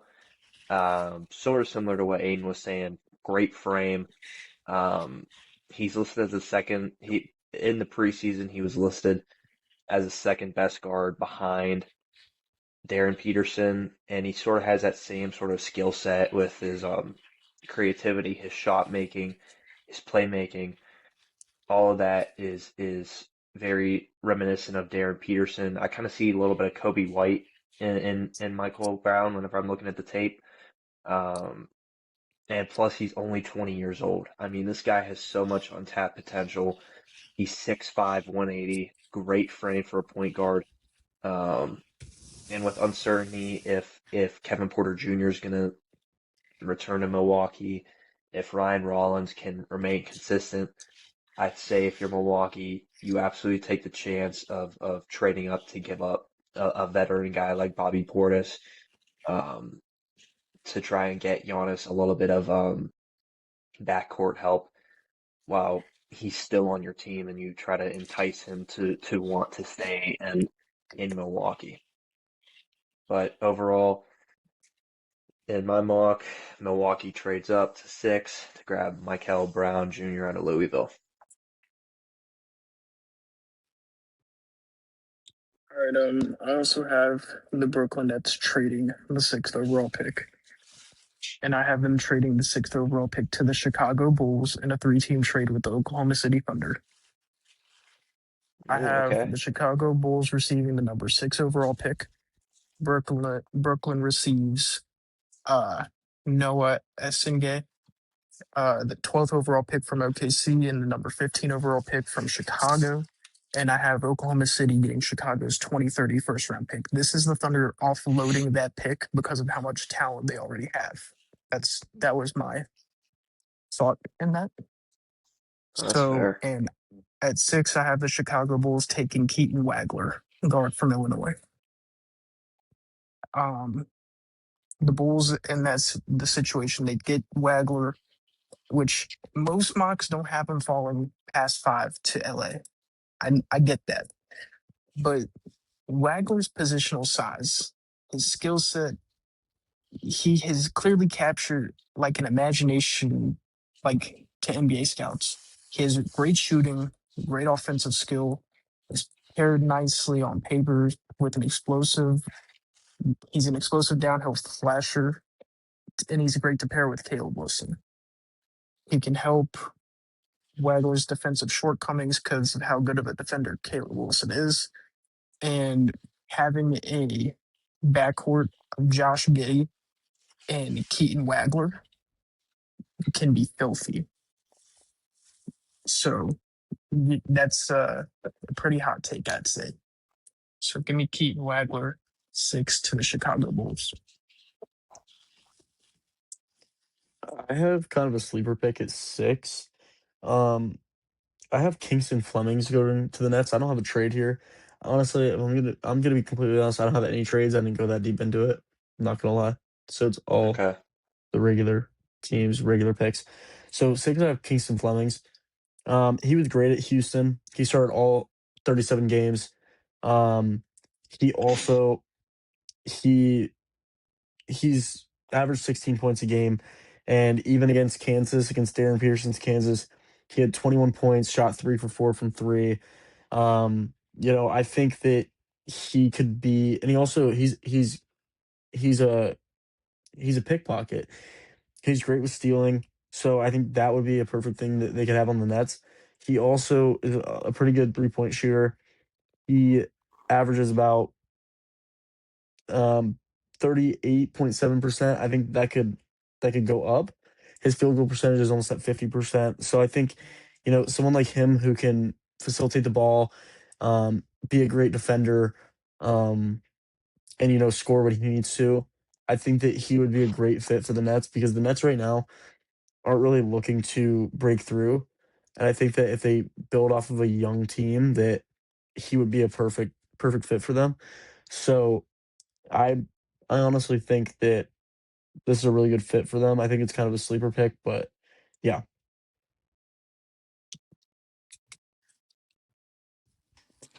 I think I agree with Carson. Like, I'm not 100% sure about the trades and the for the draft and like what trades will happen in the draft. So, assuming the Brooklyn Nets do keep their pick, I know they have a lot of point guards, right?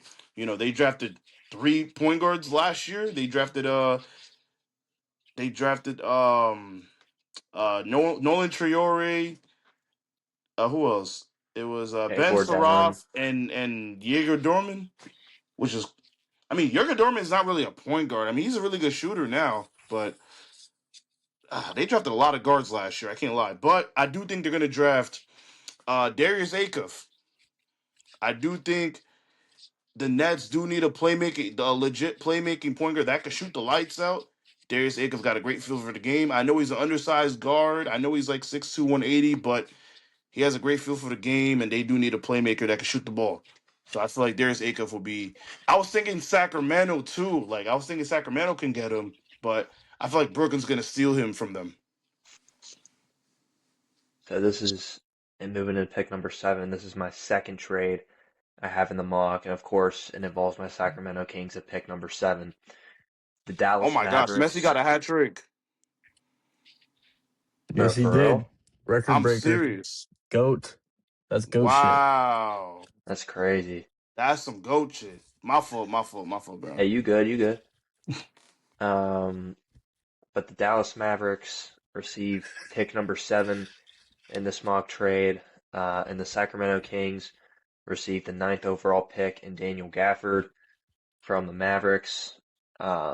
And with this pick, the Dallas Mavericks go up and take Darius Acuff from Arkansas. Sort of similar to what James was saying. I feel like Dallas is going to need a Kyrie replacement, but more importantly, they're going to need a somebody who's going to be able to shoot the ball extremely well from beyond the arc. He has great decision making, great shot making. He has efficient numbers, good analytics. Um, he has great creation with his shots, and um, he's listed at 6'3", 190. And I can't even believe this. I had to like triple check this. He's only 18 years old. This is literally a developmental project for the Dallas Mavericks. This is a perfect pick for them. You could go and get somebody who is really, really, really young coming out of college and have him sit and learn behind one of the best point guards um, of the 2010s and one of the best point guards of all time in Kyrie Irving. And whenever he does end up retire or maybe gets traded, then you know you can trust Darius Acuff, Cooper Flagg, and this sort of younger group to lead your team. But in my opinion, the Mavericks don't really lose anything here with trading Daniel Gafford. You have Derek Lively coming back next year from his season-ending injury, and you can sort of lean more into him. So to me, this trade makes sense for both teams. Sacramento gets some value. That at the center position with Daniel Gafford, with the uncertainty of Sabonis, maybe he gets traded. And they also pick up pick number 9 in this deal. So Dallas trades up to 7 to select Darius Acuff. I have the Kings keeping the 7th overall pick and selecting Darius Acuff Jr. Uh, it feels like if he's on the board at 7, it's a good pick for Sacramento.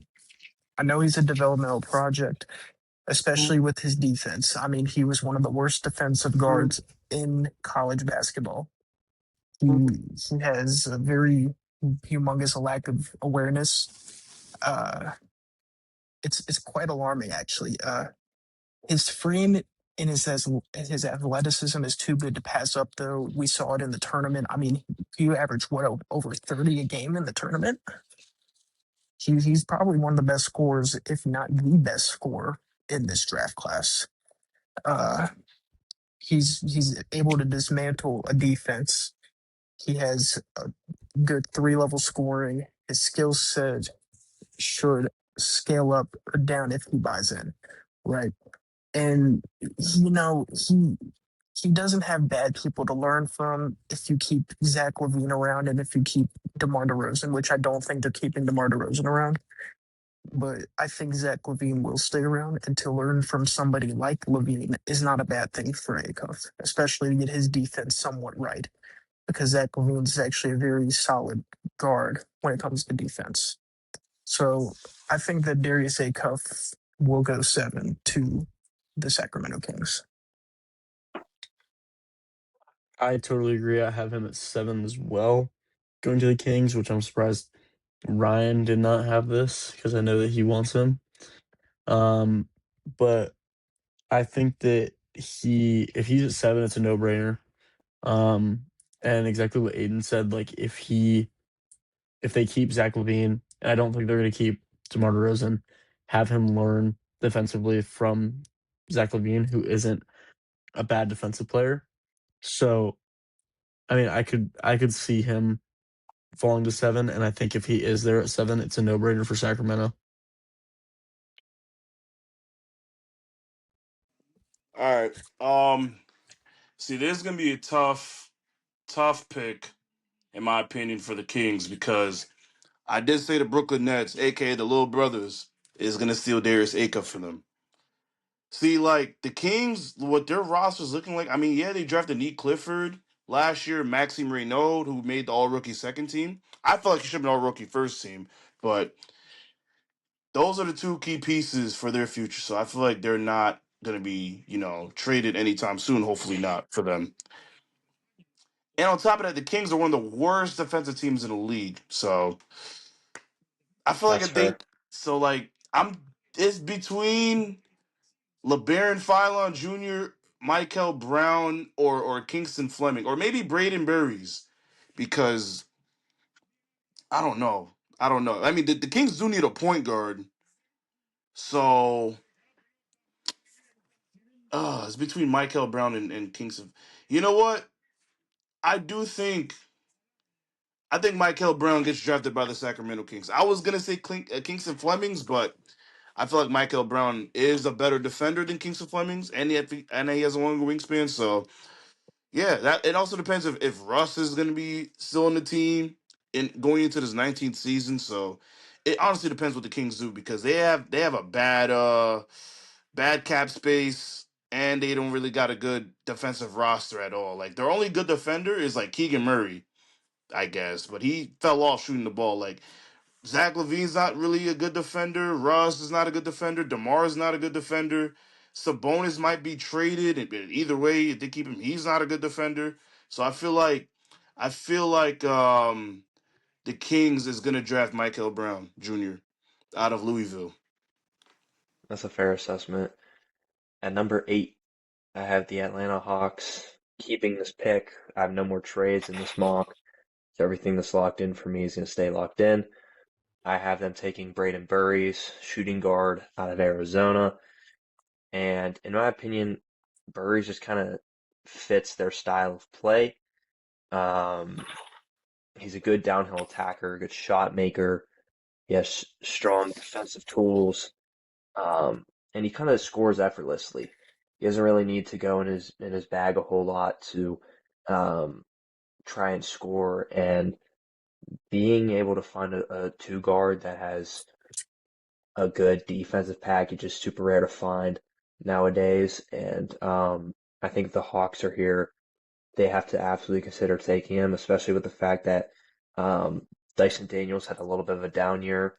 You're still uncertain with what Corey Kispert's going to do, what CJ McCollum's going to do. So you just need to get a surefire thing, someone who can do a little bit of everything here, and Braden Murray's out of Arizona. I have the Atlanta Hawks keeping their pick as well, and I have them taking Kingston Flemings, guard out of Houston. Um, he measured a bit smaller at the combine. He's 6'3" with a 6'4" wingspan. And correct me if I'm wrong, but he is a shooting guard. I think he Am can play I either guard position. either guard position? So you probably put him Yeah, at a point guard and yeah. move Rather have him as a point guard. Yeah, Dyson Daniels to shooting guard. Um, but that raised concern, especially since he's probably going to be listed as primary shooting guard coming into the draft, and that's why I have him falling a little far further. Most mock drafts have him going in the 5 to 7 range, but I have him going 8 here. Um, Despite his build, he flies around the court defensively. He's a very good defender for his size. He kind of reminds me like of Jose Alvarado. And I know you like Jose Alvarado, James. I know you love him. That was y'all's guy in the playoffs. But on the other end, he's a walking advantage. He's got the best first step in the draft.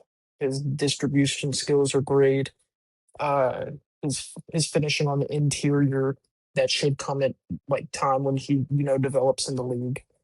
But he offers uh, positive indicators, and to learn from a guy like CJ McCollum, and to learn from a defensive presence like Dyson Daniels, this kid could become scary. He definitely could. He could really become a top 5 player in this draft class easily. He's got the potential. So Kingston Fleming's going 7 to the LA Hawks.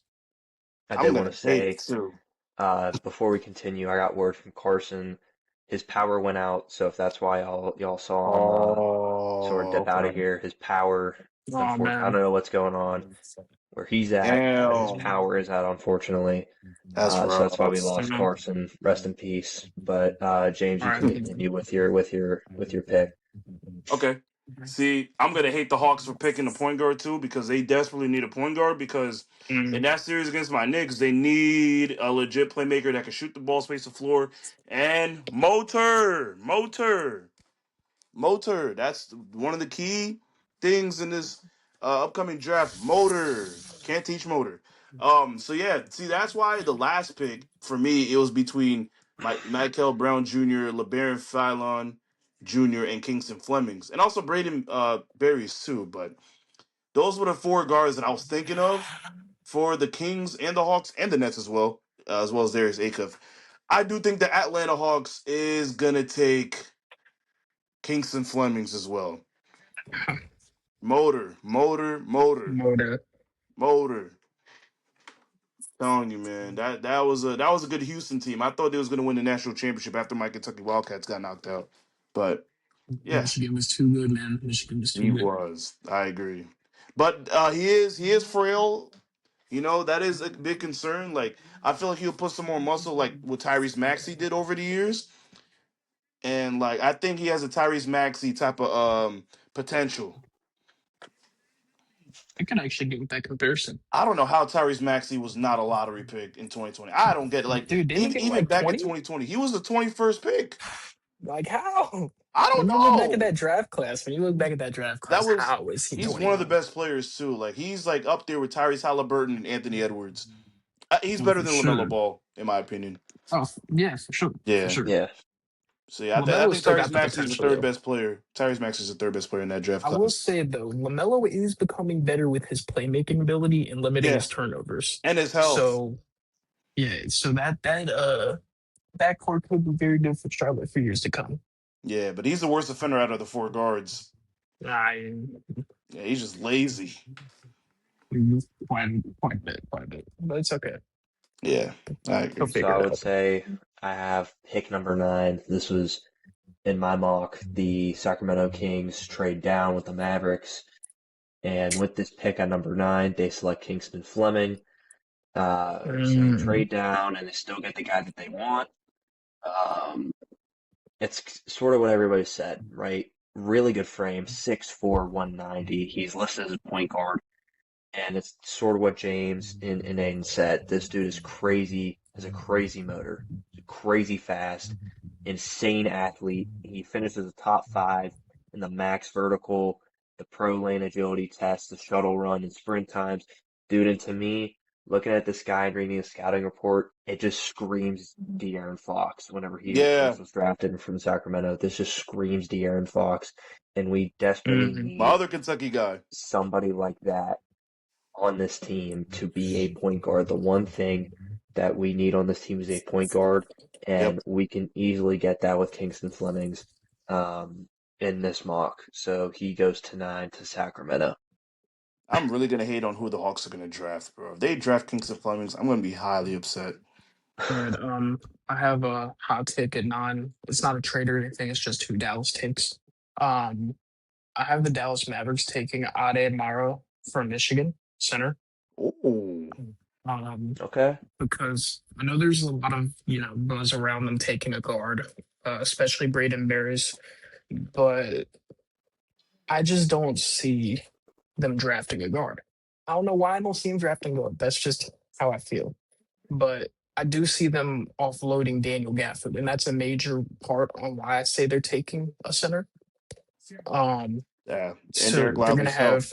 have, and yeah, his health. And this kid, he's already 21, so he has a little bit of experience at the college level playing guys that have already went pro. So he's had technically pro experience because he's played those guys, and he's a great rim protector. He's a good shot blocker, similar to Derek Lively. I feel like their games are very similar. So to get a guy who's just as big as him, has a longer wingspan, and is faster, would become a big problem. Not for the Mavericks, but for other teams playing against the Mavericks. And you're 7'3" with he's taller than Derek Lively, actually. 7'3" with a 7'6" wingspan, dude. He's gonna be like a He's faster got Donovan the Clingan. yeah, he could easily be a double player every game. 10 points, 10 boards. And the Mavs can definitely toggle between their styles, and then you could have that Cooper Flag, Kyrie Irving connection with Lively as a long thread, and Mara would be the connector. That would, because you could also Like you could put Derek Lively at the 4 and put Mara at the 5. Or you could flip flop them. You could put Mara at the 4 and Lively at the 5. And if you do keep Gafford, then you also have another great shot blocker on the bench. I mean, that could end up being one of the best defensive teams in basketball. So if I'm Dallas, I'm making that pick at number 9. That's a good take because like if that were to happen, it would remind me of when the Grizzlies got Zach Edey. Nobody expected the Grizzlies to get Edey at that time, but now that I thought about it, that's actually a good take. I do think. See, that's the thing though. It also depends on not Derek Lively, Daniel Gafford. Like if they're gonna keep him, if they keep.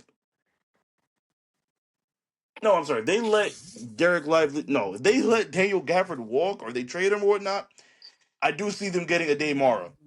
But I do think because they have a lot. They have good, talented guards. You know, you got Kyrie coming back. You got Max Christie. You got Brandon Williams, who's a really talented point guard. I don't know. I don't think they need another point guard necessarily, but I do think they do need a two-way guard, and that's why I'm thinking the Dallas Mavericks is going to draft Braden Berries out of Arizona. You know, Arizona had a good March Madness run. I believe all the way up to the Final Four, correct? Or the Elite Eight? Final Four? I think so. Final Yeah, four. Final Four. Yeah. I thought they was going to win it all, but um, yeah, I do think the Mavs do need another defender, especially with the perimeter, because you know Max Christie can't be your only defensive or as a guard perimeter defender. So I feel like Braden Berries is going to be a great piece for the Mavs moving forward, and he could spot up too. So I feel like he's going to be a great fit for them. That's if they So, keep Daniel Gafford. so number 10 at Brooklyn, and I just want to get everyone's opinion on this. Do we want to stop at the lottery, like at the end of the lottery, and then save 15 to 30 for next episode, for next week? Sure. Yeah, we could do the Well, first. We could do 14. the problem with that is the draft is in a week. Oh, yeah, So true. we would Oh, be yeah, Oh, for recording the real? episode while the first round's that going is on. next week. You're right. Yeah, the first Okay. round's next Tuesday. Next Tuesday. Oh, What time's the draft start? I think at 8. 7 or 8. It's 7 or 8.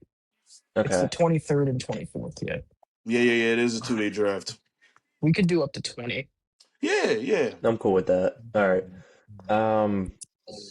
So at number 10, the Brooklyn Nets are known for making kind of abstract picks. We saw them last year with 5 first-round picks. I remember talking about it with Aiden, and we didn't really give the Nets a You were not good nice to them. grade. I was We were not not nice to nice them to at them. all. I did We said not like they any went of 0 for those 5 picks. last year. 0 for Um, 5.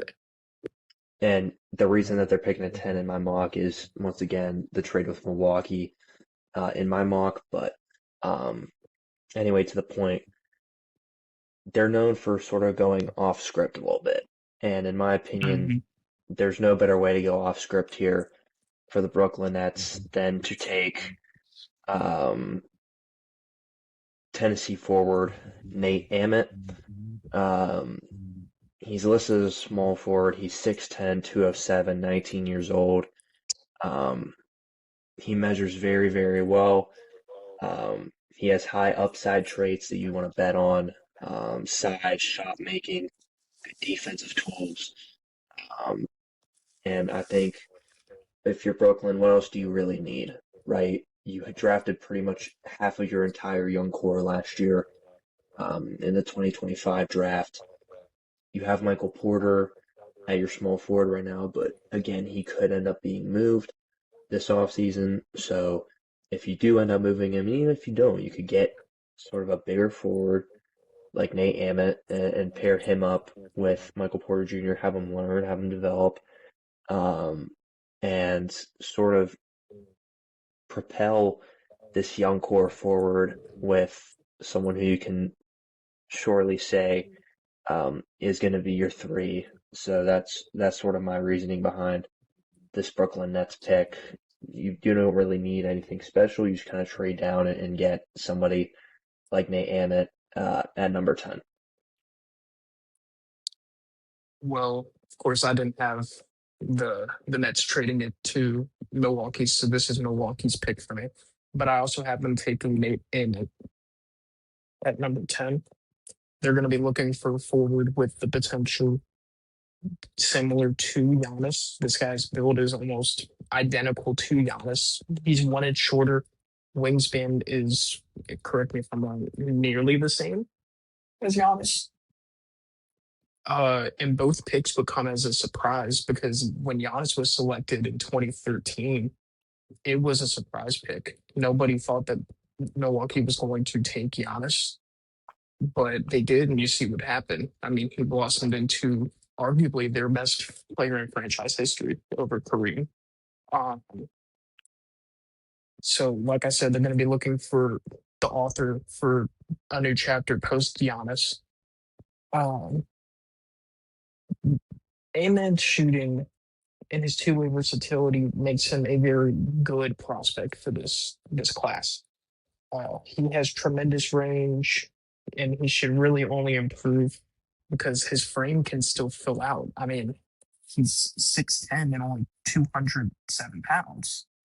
So if you got a guy who could possibly grow another inch as well, get to 6'11" and make him 230, and put on more muscle, and then you develop his shooting ability more, and you got the right coaches to get his defensive IQ up, because I will say he wasn't a very good interior defender at Tennessee. So I think that if you could get the right coaching for that, because you're not going to have many, unless you keep Bobby Portis, you don't have a guy who can teach him interior defense, right? So to me, they do need to keep Bobby Portis to have someone he can learn from that's been in the league for a long time. The biggest concern to me when it comes to Nate Emmett is his, what's the word? His efficiency. He's not very efficient from game to game, and he needs to work on that when he gets to the league, especially if he's in a role where he would be at with Milwaukee, because they would be looking at him as their next cornerstone. So he's going to have to work on those flaws that he currently has. But I think that Nate Emmett to Milwaukee is a match made in heaven, especially if they trade Giannis, which is going to be a given at this point. So Nate Emmett to the Milwaukee Bucks at 10.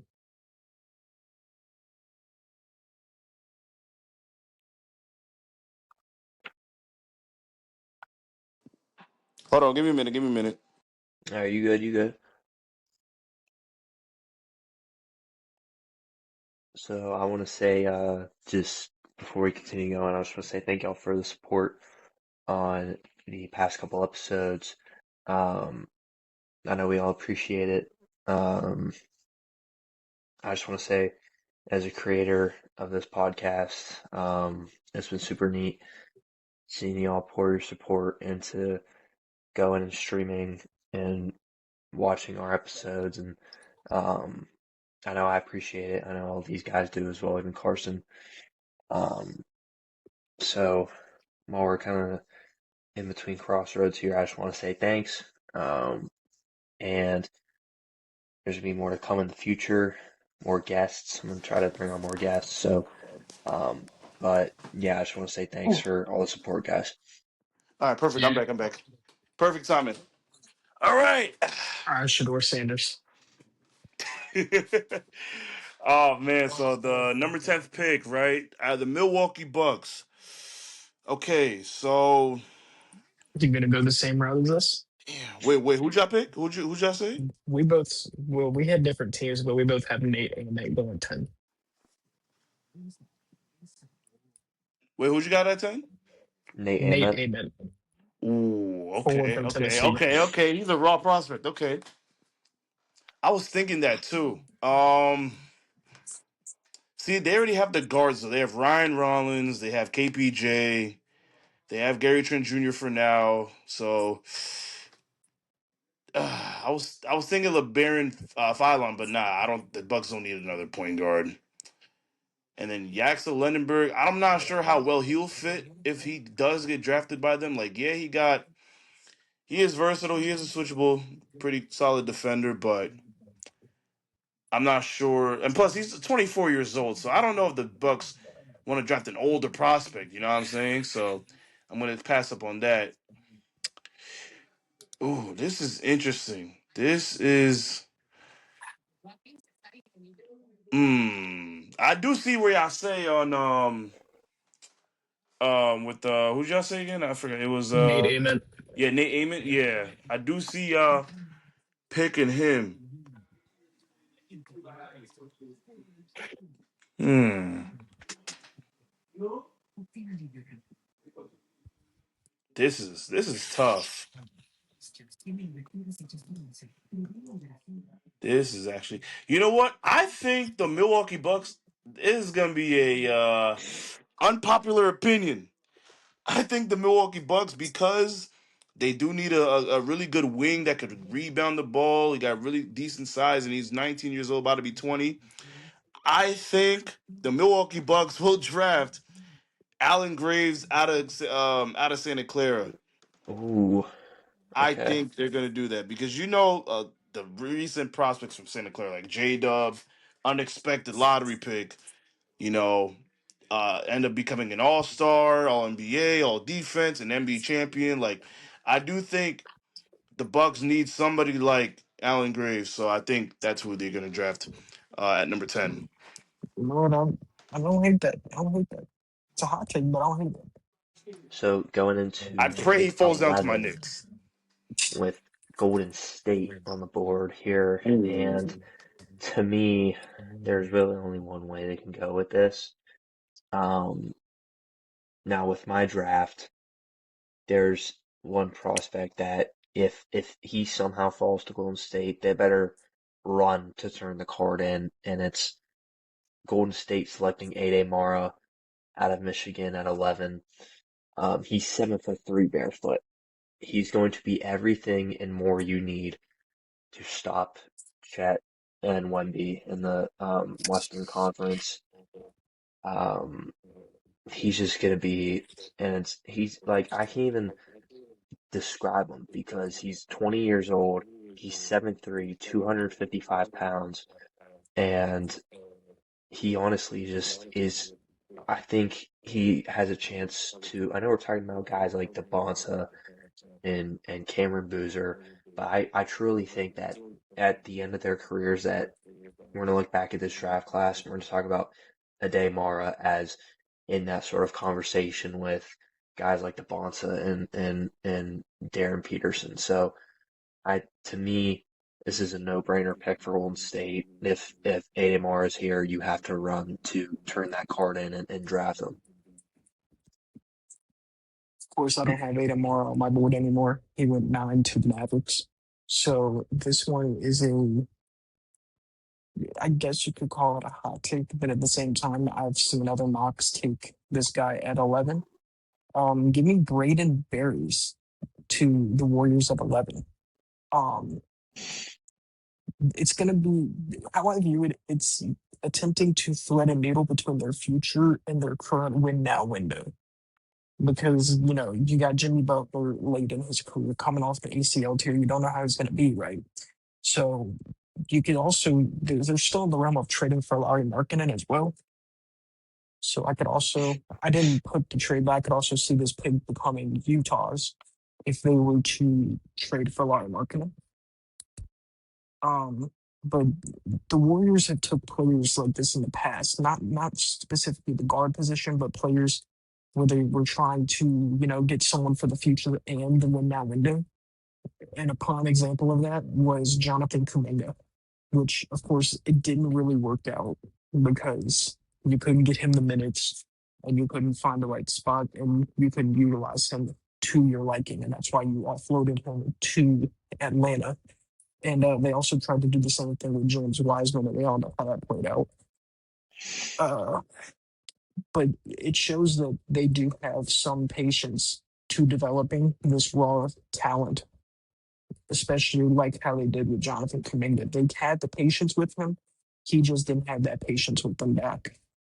But to me, Braden Berry he's a good fit there. He drove lots of winning at Arizona, and he was only a freshman. He can hit the spot of threes. He can attack closeouts. He renders quick decisions, which is literally Steve Kerr's game plan. So to me, him being able to learn from guys like Steph Curry and Jimmy Butler, you can even say Draymond Green for defense, not the fouling part, but the actual defense.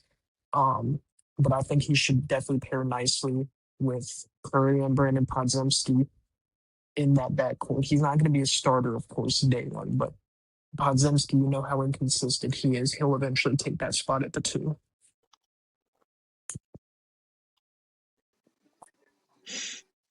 It's this this Warriors pick is gonna be hella interesting. I don't think they're gonna take a Damar. I think they're gonna get another wing because they have Porzingis and Quentin Post as of right now. And, I guess Al Horford for now. But he's about to be 40. But I do think the Warriors they do need another wing because you're not gonna have Moses Moody next year. You're probably not gonna have Jimmy Butler next year.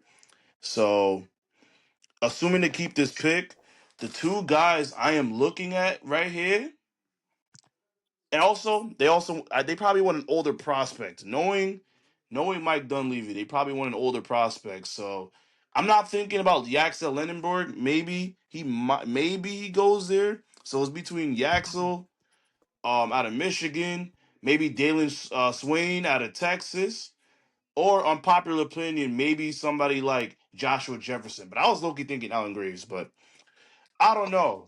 Do they want somebody like Joshua Jefferson on the team right now? Yeah, he's 22, about to be 23. He's a senior. He's 6'7". He's a good passer. They do want guys down into their system. So do they want somebody like him that could down into the system? A really good defender, really good passer. He's strong. So do they want somebody like Joshua Jefferson? Do they want Dalen Swain? Or do they want Jaden Quintons from Kentucky? I don't know. But maybe I do think the Warriors is going to draft Yaxel Lenenberg out of Michigan. I do that because he's one of the oldest prospects in the league, and of this year's draft. So knowing the Warriors, especially if they want to have a win now type of roster, especially with no Moses Moody, no Jimmy Butler, I think they're going to take Yaxel. It's a fair assessment. I would say for the Thunder at 12, because in my mock, they did not trade the pick.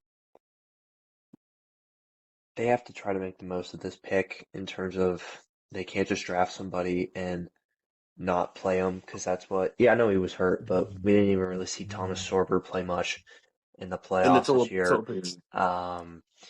So I think this is going to be the perfect pick for them this year. You let go of Lou Dort and you get his replacement in Cameron Carr out of Baylor. 3-and-D wing, 6'5", 184, only 20 years old. He's pretty much just Lou Dort, but with a better offensive bag, in my opinion. Sort of like that Devin Vassell type, able to score, great athleticism. He's a equally skilled shooter as he is a finisher, and I think he can really provide high quality minutes, even if it's somewhere from 5 to 10 minutes on the floor. I think that'll be game changer for OKC and what they want to do next year. So in my draft, Cameron Carr goes 12 to the Oklahoma City Thunder. All right. So, of course, in my mock, this pick was traded to Brooklyn in the pick at 6. So, of course, Brooklyn, they like taking their experimental talents.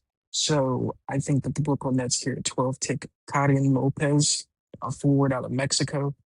He's 6'8" with a 7-foot wingspan. He's 19. He's probably the most productive prospect to come out of the Next Stars program. and he developed quite well across the seasons he played in New Zealand.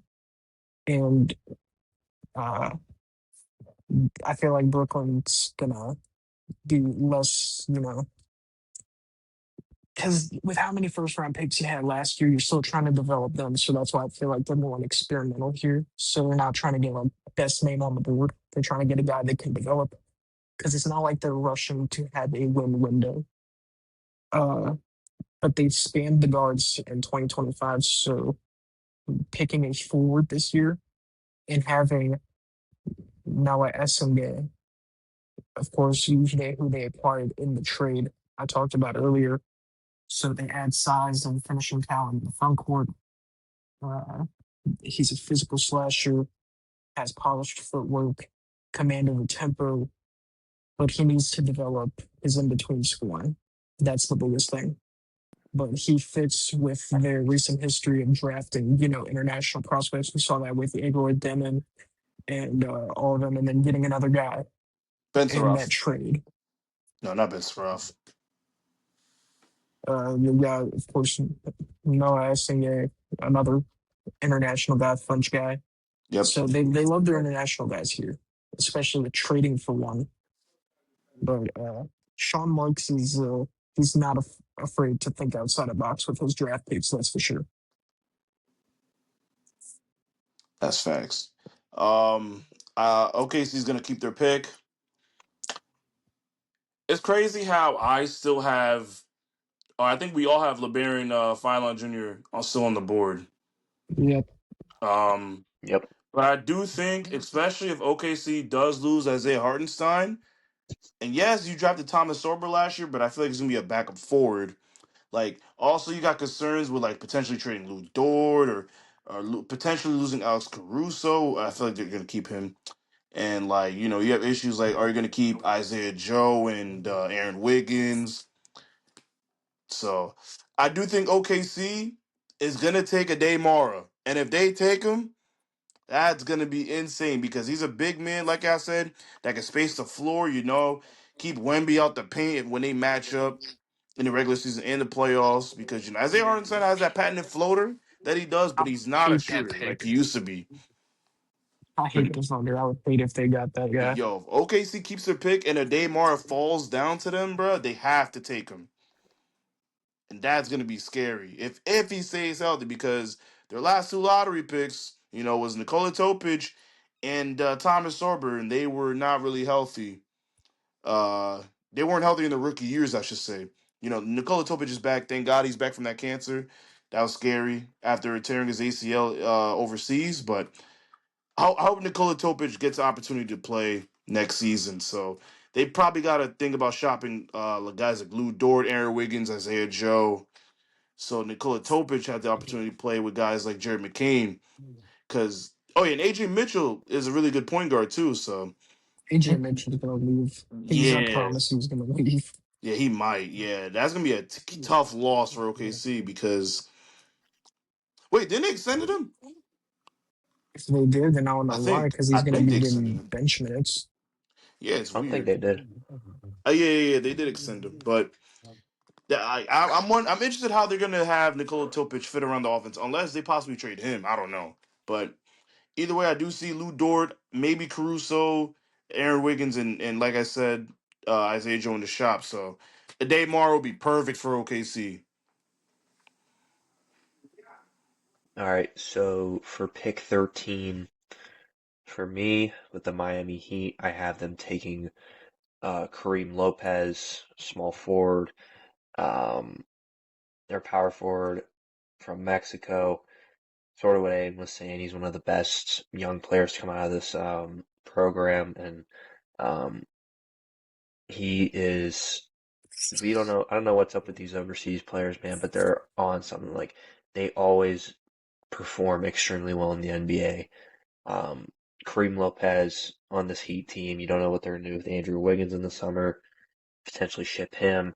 So you draft somebody to sort of develop at 19 years old, and he can have huge long-term upside. Good three-level scorer, spot-up shooter, um, good playmaking. Like Kareem Lopez, the sky's the limit for him to be Miami's next great forward. So, and plus with concern with Jaime Jaquez and his development, what's going on with him. So you get an insurance plan in case things don't work out, and you take Kareem Lopez at 13. All right, guys, this is going to be the hottest take of the night, especially with the trade that I have here. I have the Milwaukee Bucks acquiring the 13th overall pick, and this is where Giannis gets dealt. I Ooh, have okay, we gotta hear this. I have the Miami Heat acquiring Giannis Antetokounmpo and Bobby Portis Jr., and I have the Milwaukee Bucks acquiring Tyler Hero, Khalil Ware, Jaime Jaquez Jr. Hopefully, I don't butcher this man's name. Kasparis Yakuchonis. Yakuchonis, Yeah, that's and got it drafted last year. three first round picks. And with the pick at 13, I have the Milwaukee Bucks selecting LeBaron Phil Jr. Um, Ooh. this is the start of your rebuild, especially. And since I have them taking him, I do think that the Milwaukee Bucks will offload Tyler Hero to Detroit, but that's a whole different thing. The Bucks acquired this second lottery pick, and of course, the highlight here is going to be Giannis going to Miami, so this pick's going to get overshadowed. Um, but he's connected to the Bucks at 10. Of course, getting, like I said, Nate Ahmed, you get a guard to pair with your forward. Um, but this kid took a good, massive sophomore leap at Bama. He cranked up the volume as a pull-up shooter and a self-creator. He's got great lower body strength, better handle on contact drives. His touch on floaters is his signature skill to me. He was a great defender as a freshman.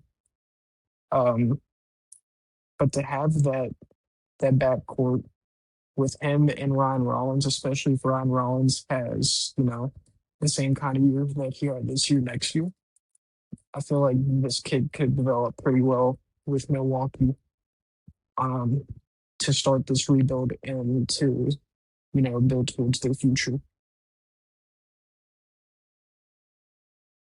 That is a really good take. I can't lie. Bro. You know what's funny? I never really thought about that until now.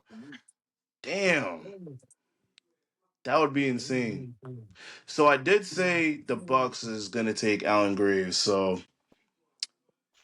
okay, I'll say two things. Assuming the Miami Heat keeps their pick, right? Right. Oh man, this is gonna be. If the Heat keeps this pick, they have a lot of they have good guards too. I think they're gonna take a wing. So I think the Heat's either gonna take like Grimes said, Kareem Lopez, or can go with Nate. Oh wait, Nate Ament, right? Ament? Nate Yeah. Ahmed, yeah. Yeah, Nate Ament. Yeah, I can see they getting either one of those two. But if they do trade for Giannis, if they trade like Khalil Ware, Jaime Jaquez Jr., who should have won Sixth Man of the Year, um, who else was involved? Oh yeah, Yakuchonis, future first round picks for Giannis, and that pick goes to Milwaukee. So earlier I said earlier the Bucks was getting Allen Graves, I think, right? Mm-hmm. Out of Santa Clara. Correct. So I think they're gonna have I do think the Bucks will take um they will take LeBaron Philon Jr. to pair up with him. I do think that's gonna happen. So we got the same player, there's two different teams. Yeah, facts. If not, I can see Kareem Lopez with the Bucks. So either way, like either one of those two is gonna happen. It could happen. So this is gonna be my last pick for the night, and then I have to sign off. But um, we're in the lottery here. The Charlotte Hornets keep their pick, and they select Yaxel Lendenborg out of Michigan. I understand the concerns. He's a little bit older. He's gonna be 24 by the time the season rolls around. but I feel like it's kind of what Charlotte needs right now is somebody who um, I feel like he's very similar to Miles Bridges in terms of there's unquestioned athleticism, great versatility, um, but at the same time, he's way better than Miles Bridges in terms of being a shooter, a scorer. He can contribute immediately to any team. He's 6'9", 240, great frame for a forward. But if Charlotte can sort of work around him and build him up and hype him up to um, eventually be the starter if they don't move off of Miles Bridges this offseason, then I definitely think Axel Lindenborg makes the most sense for Charlotte at 14. I'm right there with you, Ryan. I got the Charlotte Hornets selecting the Axel Lendenborg. I know the age is a very big concern. He's an extremely mixed company for that lottery pick, being a 24-year-old as a rookie. But I feel like that the Hornets are going to put a special emphasis on winning traits, and to get a guy that just won a national championship fits that perfectly. Especially since now you could say Charlotte's entering their win window, not a championship window, just a playoff window. The championship window could come as soon as 2027 to 2028. But if this pick pans out, which depending on how he how he learns with company like Miles Bridges, you could very well make this one of the best picks of the first round and of the entire draft because he's a big scorer, monster monster defender. Uh, inside out scoring. He plays with the real edge, checks more boxes than anyone in this range, considering his age and his experience. And his ceiling is just too high to pass up here for Charlotte. Okay, I like that. I like those two takes. I have three guys I have in mind though for the Hornets. So they definitely do need another wing to pair up with Brandon Miller and Musa Diabate as well as Ryan Kalkbrenner. Like obviously Miles Bridges is the odd man out. We could all agree with that. I'm thinking three players. I'm thinking either Haynes Steinbeck, Joshua Jefferson, or maybe Chris Nack Jr. Those are guys that are physical, tall wings that can rebound, defend, space the floor. Haynes Steinbeck got really good post moves. So, but I think the Hornets going to take Chris Nack Jr. He's a 6'11" wing that is really versatile, that can rebound the ball, that can run the floor, and that'll be a great pairing with Musa Diabate because the Hornets do need a little bit more size on the front court moving forward. So I feel like that'll be a perfect pick for the Hornets.